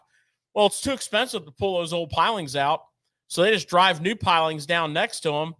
I've seen bass bedding on top of those old busted off pilings. So, you can have a bass bed in an 8 foot of water on a piling that's 4 feet under the surface. But once we get into our little zone and we start picking that stuff apart, you got to be creative. You have to be thorough, but you have to be efficient and fast. Mm-hmm. But in the spring, you're going to do some stuff that's a little different, right? Because that whole spawn thing is imminent, right? These fish are trying to feed up heavily. Pre-spawn, they want to eat. They want to feed heavily. They want to eat as much as they can eat. 'Cause it's just Mother Nature's way of telling them, look, you gotta get stocked up here. So I think that 1-2 punch of search and then clean up, search, and putting it into real numbers. Like, I'm pretty happy with one bite on a chatterbait, right? I might make 30, 40 casts there and get one bite. I'm pretty happy with that, but I'm going to clean up. I'm going to clean up with my jig. Mike was surprised I didn't mention my shaky head. I'm pretty much going to throw that shaky head at some point. Mm-hmm. What's interesting, it's like any other day. You're going to find a preference to your jig, to your shaky head, to your Nico rig, to your drop shot, to your drop shot. Yeah. And don't forget, a lot of our bodies of water where we live are heavily pressured. So if it's a weekend, it's a nice weekend, and it's May, you're not going to be the only person fishing those docks. I got some really bad news for you. Yeah. 35 or 40 of your best friends are going to fish them too. But the beauty of it is if you watch them, a lot of them with their technical ability, they don't have it. Right? So the mechanics, Those being able to pitch those accurately.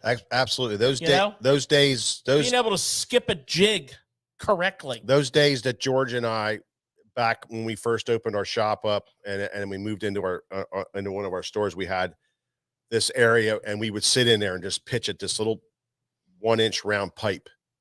And we would just, pitch and pitch over lunch hour. We just pitch and pitch and pitch and pitch and pitch and pitch. We'd go play cards at our bass club meetings and play cards. And we'd have a cup underneath the table that had a hole that you had to pitch through the hole and then back underneath the table and get it into a cup. And then everybody had a $5 bill and a hat. And if somebody got it in there by the end of the night, you took the pot, but what all that was us honing our skills to fish docks and to be able to fish and cast to places that people aren't going to be casting to. The outside posts are the posts that everybody's hitting. They're the ones that everybody's been casting to.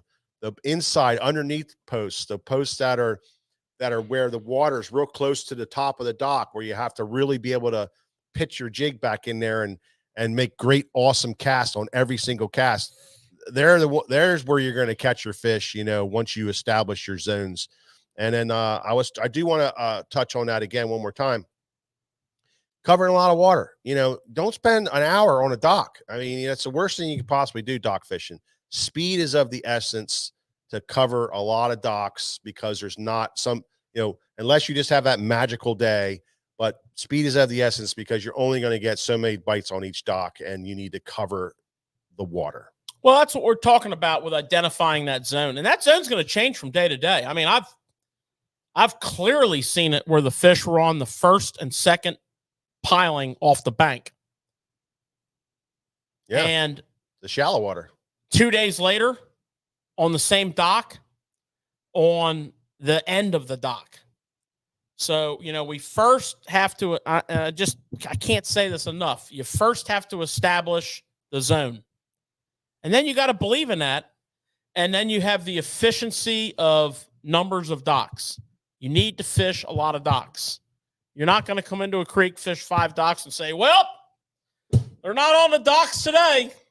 Well, there might not be on those 5 docks, but there's 380 more in this creek or river. Yeah, that was an arm. You were up an arm. Maybe you need to hit some main lake docks. And then maybe you need to hit docks that are on points, that are, out on the points. Maybe they're docks that are in little small main lake cuts. So you need to establish those docks, and then you need to establish the zone on those docks for that particular day. Look at the areas where you feel very, very confident fish are going to spawn, and then back out from that and start fishing the docks that you come to first, second, third, fourth, and fifth. Usually, there's going to be a little deeper water on the bank there. It's just usually the way it is. Now, as the spring spawning season progresses and the water warms up and we start getting into that multiple phase of pre-spawn, post-spawn, fish coming and going, water temperatures in the 60s, we're going to change a few things. We're going to add in a buzz bait. And we're going to add in a frog. We're going to continue with the mag draft as our search baits. We're going to continue with the chatterbait. But we're going to add in a buzz bait and we're going to add in a frog, because when that is working, particularly the buzz bait, that is like you will not refish the docks. Then it becomes a matter of just hitting as many docks as you possibly can. If they're eating that, if you're getting a bite on a dock, or a bite on every 2 docks, they're big fish. but you got to be able to skip it. But the good news is, especially if you're learning how to skip, buzzbait skips great. Buzzbait's one of the best skipping baits you can learn with, particularly if you put a toad on it. Take the skirt off, put a toad on. Don't use a little baby buzzbait. Use a 3/8 ounce or a 1/2 ounce buzzbait and get to work. Right? Yeah. Stay confident if you're learning. Pick a few backlashes. It's not going to be bad. Good question here. What length rod are you using for that? Well, I don't like to get too long of a rod. I'm not good at skipping with anything over 7.2. So I'm 7 to 7.2. Yeah. I get up in that. I was trying to skip earlier last year with a 7.4. It wasn't pretty. Wasn't going good. It wasn't well. It wasn't good. Look at some of the best skippers in the world and the rods that they have, their names on, 7.1s, 6.8, 6.9s. Yeah, 6.9s, so 6.9 to 7.1 is probably the most. Yeah. That's what you'll see the best skippers, that are known for that type of fishing. That's what you'll see them throwing is a 6.9 to a 7.1, and very seldom are they over that. So the other nice thing about that, guys, is the same rod kind of does it all. I fish my mag draft on the same rod I fish my chatterbait on the same rod I fish my buzzbait on the same rod I fish my jig on. Yeah. So you guys are talking a lot about skipping, and a lot of people are not that good. All you got to do is go down the flats and you'll see. Yeah. What is the most important thing of skipping? If it's the reel, how do you set it up? If it's the rod, what are you looking for? What could make somebody better? Well, first thing is you don't necessarily have to skip on every dock, but you got to be able to pitch really good. You got to be a fantastic pitcher. The skipping part, so you can get away from the skipping thing. You got to learn how to skip. You do got to do it. And the problem with it is if you don't do it all the time, then it takes a little bit each day to get yourself up to speed on it. But if you're a good pitcher, pitching and using the dock for your pendulum, that's what George was saying. You throw in, you hit the dock with your line, and then you pinch your spool a little bit to get the jig to lift up, and then you release the spool again, and it can shoot back in relatively accurately, and it's a lot easier than skipping. But your skipping it's a lot. It's a learning process, just like pitching, but it's a definite learning process. And then there's the pitch skip. I think that's easier than just straight skipping. Where basically you start off with a pitching motion, super aggressive, and skip the jig. Yeah. I'm a big believer in learning that skipping technique. There's you need to be dialed in on your pitching, and your flipping, particularly your pitching, but don't kid yourself. You got to learn how to do it. If you're going to be a dock fisherman and you can't skip, you're going to be an all right dock fisherman. Well, what I'm asking is, with your bait cast reel, do you have it looser, tighter? Are you on the fairly edge? Loose? Fairly loose. Yeah. Okay. Fairly loose. It's with pitching and skipping, it's all thumb work and lifting your rod. It's a timing of casting, lifting your rod and your thumb all at the same time. That's why it's so hard, because you got to come in low, and then when the jig hits the water, you're lifting your rod tip as the bait's going out, and you're squeezing and holding, letting it go so that it doesn't backlash, but lifting your rod so that the bait doesn't dig in the water. So you got to lift your rod tip up as it's skipping, and to get it to skip back in there and keep it skipping, you're lifting your rod tip up ever so slightly at a certain pace. And that's why it's so difficult. And, so you're doing like 4 things all at once. The right speed of the right angle. First of all, the right angle that you're skipping with, your cast has to be the right angle. And then you got to get it going. And then you got to lift and squeeze with your thumb and lift.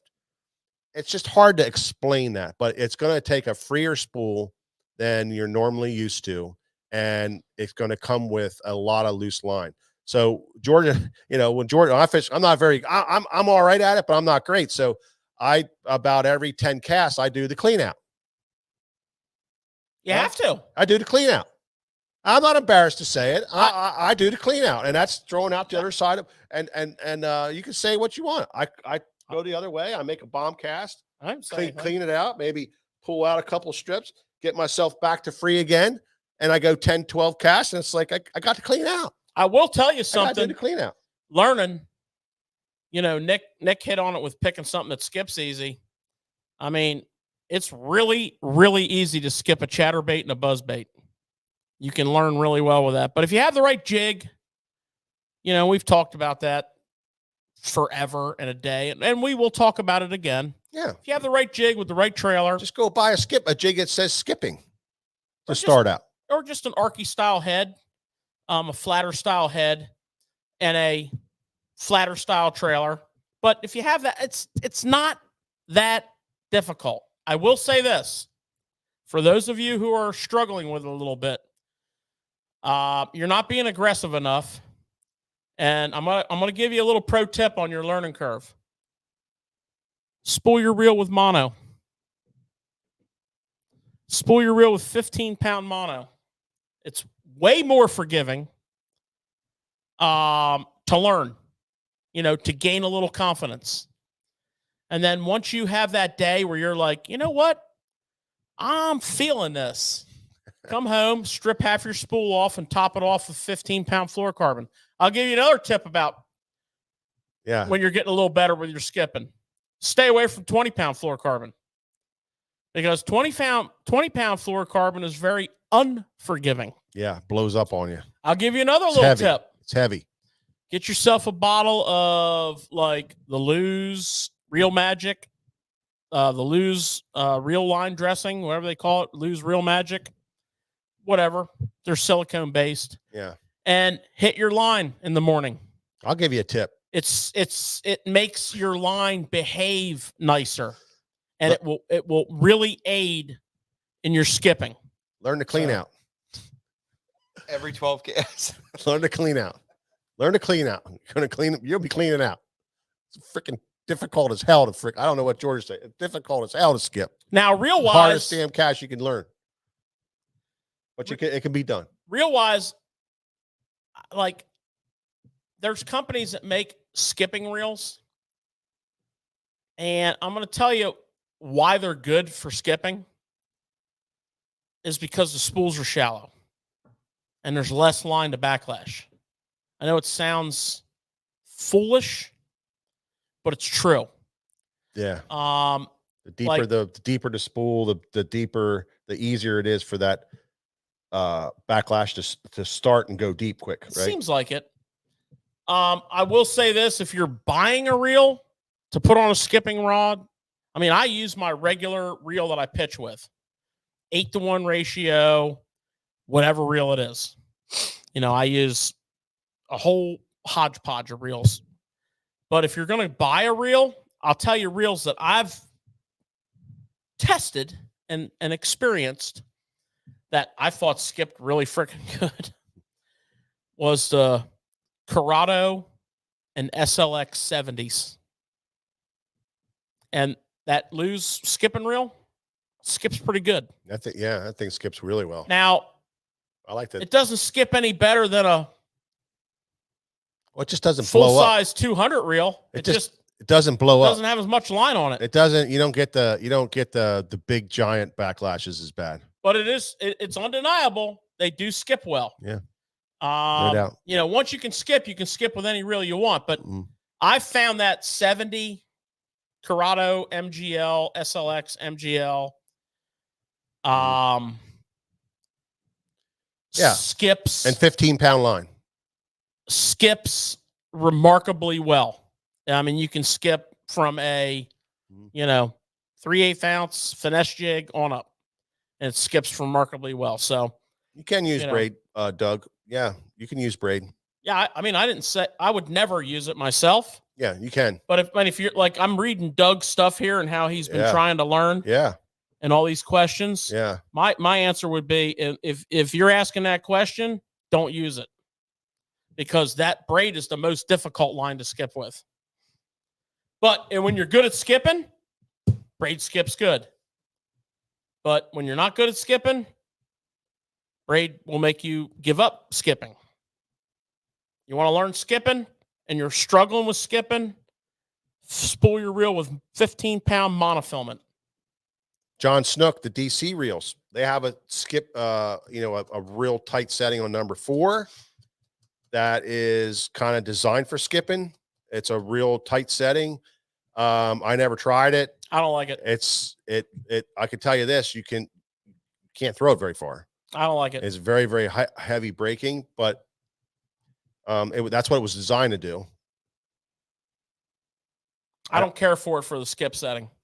Yeah. Now, if you're learning skipping, that may be a good thing. Might be a perfect training wheel for you. But if you're a experienced skipper and you go back to that reel, you're not used to that much braking. Yeah. So you're going to have to, it probably works great if you learn that way, because it does a very good job. Yeah.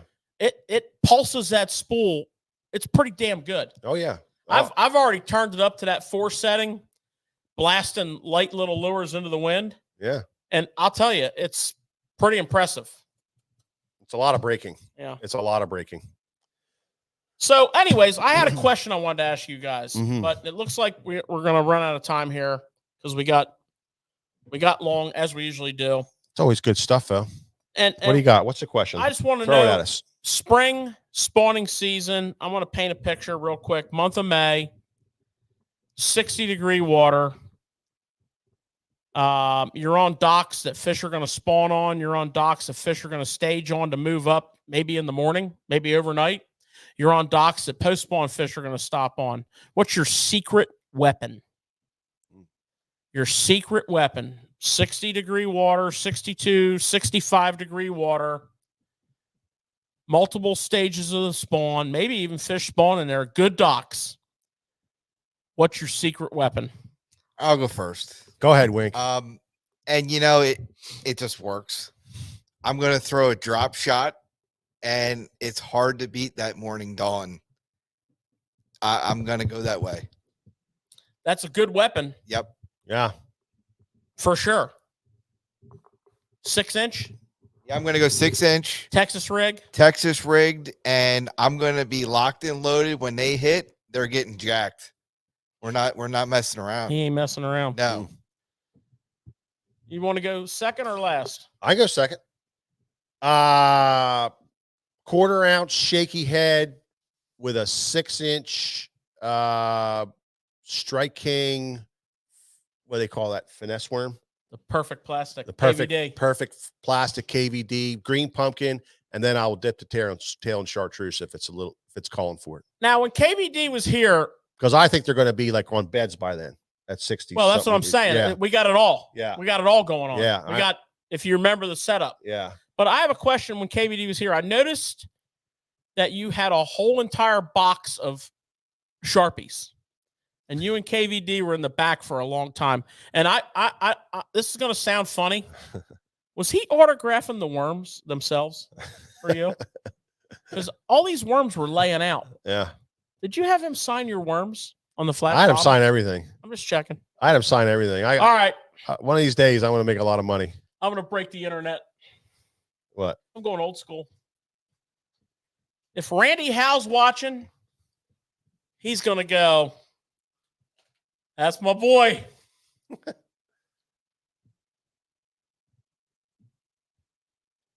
Merthiolate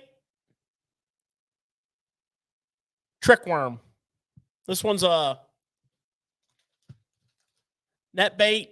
You can go with the zoom. You can go with the net bait. I wouldn't go with any other ones. How you rigging that baby, George? Oh, Nick. I knew it. Knew you were going to ask that question. I like a 3-0 hook. And I'm not too bothered by which hook you use. I mean, some people like to use a finesse style flipping hook. I'll get a finesse style flipping hook. Obviously too small. Some people like a finesse style flipping hook. That's cool. Some people like a regular J hook. That's good. I like an EWG. I like an EWG 3.0, and it's my trick, so I get to talk about my hook. Okay? You like another hook? I couldn't be any happier for you in your life, and I hope, things are going well across the board. Job, family, the whole nine. Do you. Oh, jeez. But not me. I'm using this hook right here. But I'm rigging her up, boys. Let's just pretend that's rigged up. And then I'm going up here 12 inches, and I'm putting on a number 7 barrel swivel. Now, again, you may have your favorite way of rigging it. Get a show and tell us about it. But see, this is my turn, so I'm going with this. Okay? Now, what I'd like to emphasize is I'm going to skip that in underneath the dock. And I want that to sink down along that piling, all right? I'm going to skip it in. I keep my rod up here like this. And I'll follow it down until it disappears. And then I pop this way. I don't twitch like this. I twitch like this. Boom, boom. And that worm comes up, and I let it fall back down again. Then I reel it in, and I cast it to the next piling, or to maybe there's a rusted off piling there or something else. So what's interesting about all 3 of our choices is usually we would want a power fish. Yeah. But each one of us picked a very finesse, but that's because of the conditions. Well, that's what he said. Conditions. As soon as he said 60 to 62, I'm thinking, well, there's gonna be a lot of Now, if I would have said bottom layer. if I would have said, 60 to 62, same exact day, but it's raining like a cow pissing on a flat rock and the wind's blowing 25 miles an hour, I ain't doing none of that. Right. Yeah. I just thought that was interesting, and the people that are listening, that's why we chose what we did. Yeah. I thought it was great. I really like that. We do that on a lot of shows, and I really like it. I think it's cool. So anyways, guys, we ran long as usual. We covered some awesome stuff tonight. We really appreciate you taking the time to tune in. Hopefully you found the show pretty good. And if you would please take a quick moment out of your life to like, share. I don't even know what you all are going to do. Just do everything, every option that's there. Do that. And that was our hashtag FBD moment. Yeah. Yeah. That was our hashtag FBD moment. Yes. Yeah. Yes. Yeah. Hey, I did ask you guys a question earlier, and I want to kind of ask this one more time. So he was literally suspended for a year or more. He said in his interview when he can go back, and it's like December of 26. But here's my question, because you guys been watching tournament fishing forever. Yeah. Do you remember anybody else getting suspended like that in the history of fishing? Or not suspended, but kicked out forever. Oh. There's been guys like that guy who cheated in But I mean, like in any of the major like Bassmasters. Well, it was the Opens. Okay, the Opens. Yeah, that guy cheated, and he was banned from tournament fishing bass. But that's different. That's not this. This is Nate. Here's Nate. Yeah, Nate Wellman. Yeah. So here's the thing. This is what gets me is, I guess you can say a defamation of character. I guess you can say, negative impact on my business. So it can be a legal thing, for what he was saying, disparaging remarks on MLF, maybe making MLF look bad. But he's just only saying what everybody else is thinking. Worldwide has a set of kahunas on him that just allow him to say what he wants to say, and he does say them. But a lot of guys are thinking it. But, the other guys aren't suspended.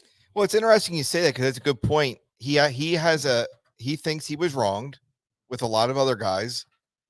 And the way that you could actually go about it is to have a open discussion with the person he's FBD in both docs. Well, and see what it is. And you know, if his interview says anything, I don't know. He could just be spewing more BS, but you know, nobody will sit down with him. Nobody will talk to him about his fines. Nobody will talk to him about anything. You know, nobody in the organization will. So, I mean, I think he probably had his opportunities before, because he's always been a very loud, outspoken guy, and he's always. I think I've heard already in the past where he had said things that kind of put him in the hot seat and maybe got fined before. Right? This isn't his first fine, is it, George? No, he's had one of the reasons they cited for putting a ban on him was because of multiple not paying his fines. Yeah. So now, and I don't know about that. I'm just saying. Yeah. I'm just saying that Worldwide said that right in his video. Yeah. In other words, he was fined before for this. So he was warned, you know, it was basically, which is a warning. Hey, keep it up, bro. And you're going to be sentenced. But, you know, listen, you're allowed to say what you want to say. You're allowed to speak what you want to speak. And it's freedom of speech is absolutely there for him to say it. So you can't go by any of that but you got to also be ready to suck up the consequences if you go too far. And, you know, I think that's what happened. He went a little bit too far. And I think the organization is looking at it as this guy's bashing us, you know, and he's hurting our business. He's hurting our business model, which they've already hurt themselves every year, which they do, you know, which they've done themselves. You're right. But this guy's out. If it was an organizational decision. No, it might, it was an organizational decision. The president of the organization, you know, the main wheel of that organization got up and said, listen, you're not going to bash my stuff at all. Did you guys take notice when he put a post out saying, you know, he's like owning up to, he got suspended. I was looking in the comment section and some of his cohorts in that fishing group were supporting him. So does that also put them now on? Yeah. What can you say? You know what I mean? Well, who should get fined? You know, who should get all these fines? What about those guys who were caught up in Cayuga? What about those guys, you know, all the other instances that they had? You know, where are their fines? Where are they? Why aren't they banned, you know, from different things? So I don't know. I could tell you this, them two guys, I wouldn't want them in the same room together. No, that would not go well. It would not go well. You know, it would absolutely not go well. And I just don't think they like each other. I don't think, and I think, you know, the boy Duckett is just saying, you're not going to bash my what I'm doing. You know, and you can see his side too with that. You're not going to bash what I'm doing. I know if somebody came in and started really hammering me online about my business and you know, how you guys, you know, saying things that really aren't true and are kind of exaggerated. You know, maybe something small happened and it's now exaggerated into something gigantic, and really making a dent in my business and making, you know, where I have to really spend money to get back out of that hole. I'm going to go after that guy. Well, yeah, I'm going to go after that guy. Yeah. That's, you know, so maybe Duckett's kind of seeing some of that, you know, and he's saying, you know, I'm a businessman. I think what's screwing him over a little bit is the past couple years where they kept changing the rules and they changed this in the last minute and they changed that. Right. A lot of people kind of are fed up, and this is kind of just like I said, Worldwide Watson is saying what a lot of guys are thinking, a lot of guys that won't open their mouth. Right. He's saying what a lot of guys want to say, and he's just paying the price for it. Is that fair enough, George? Yeah, I mean, he's the kind of guy that's gonna say what needs to be said. Yeah. And he's willing to take the hit. And he took the hit. And I think he's frustrated with the fact that, you know, he's tried, according to him, to sit down and work things out. Yeah. And nobody wants to sit down. It is what it is. And, you know, he was, and I think because of his character is why he's being, you know, punished the way he's being punished, because of his character. But anyway, okay. Well, thank you guys so much for staying with us tonight, and we appreciate it. We appreciate it, and as always, we love doing these shows. And until next time, we'll see you on the next Tackle Shop Live.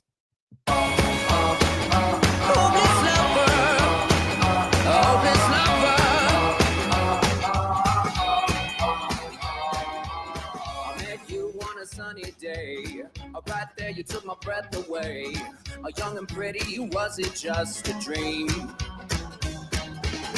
The next day you called me up, you told me I'm your little buttercup. You came over and you fell into my arms. Well, I know what I feel. Please tell me your love is real. You make me smile when I think of you. If I am down, knowing how you're blue, I can't get enough. You make me happy, I feel so fine. Oh, how I wish that you were mine. I can't get enough.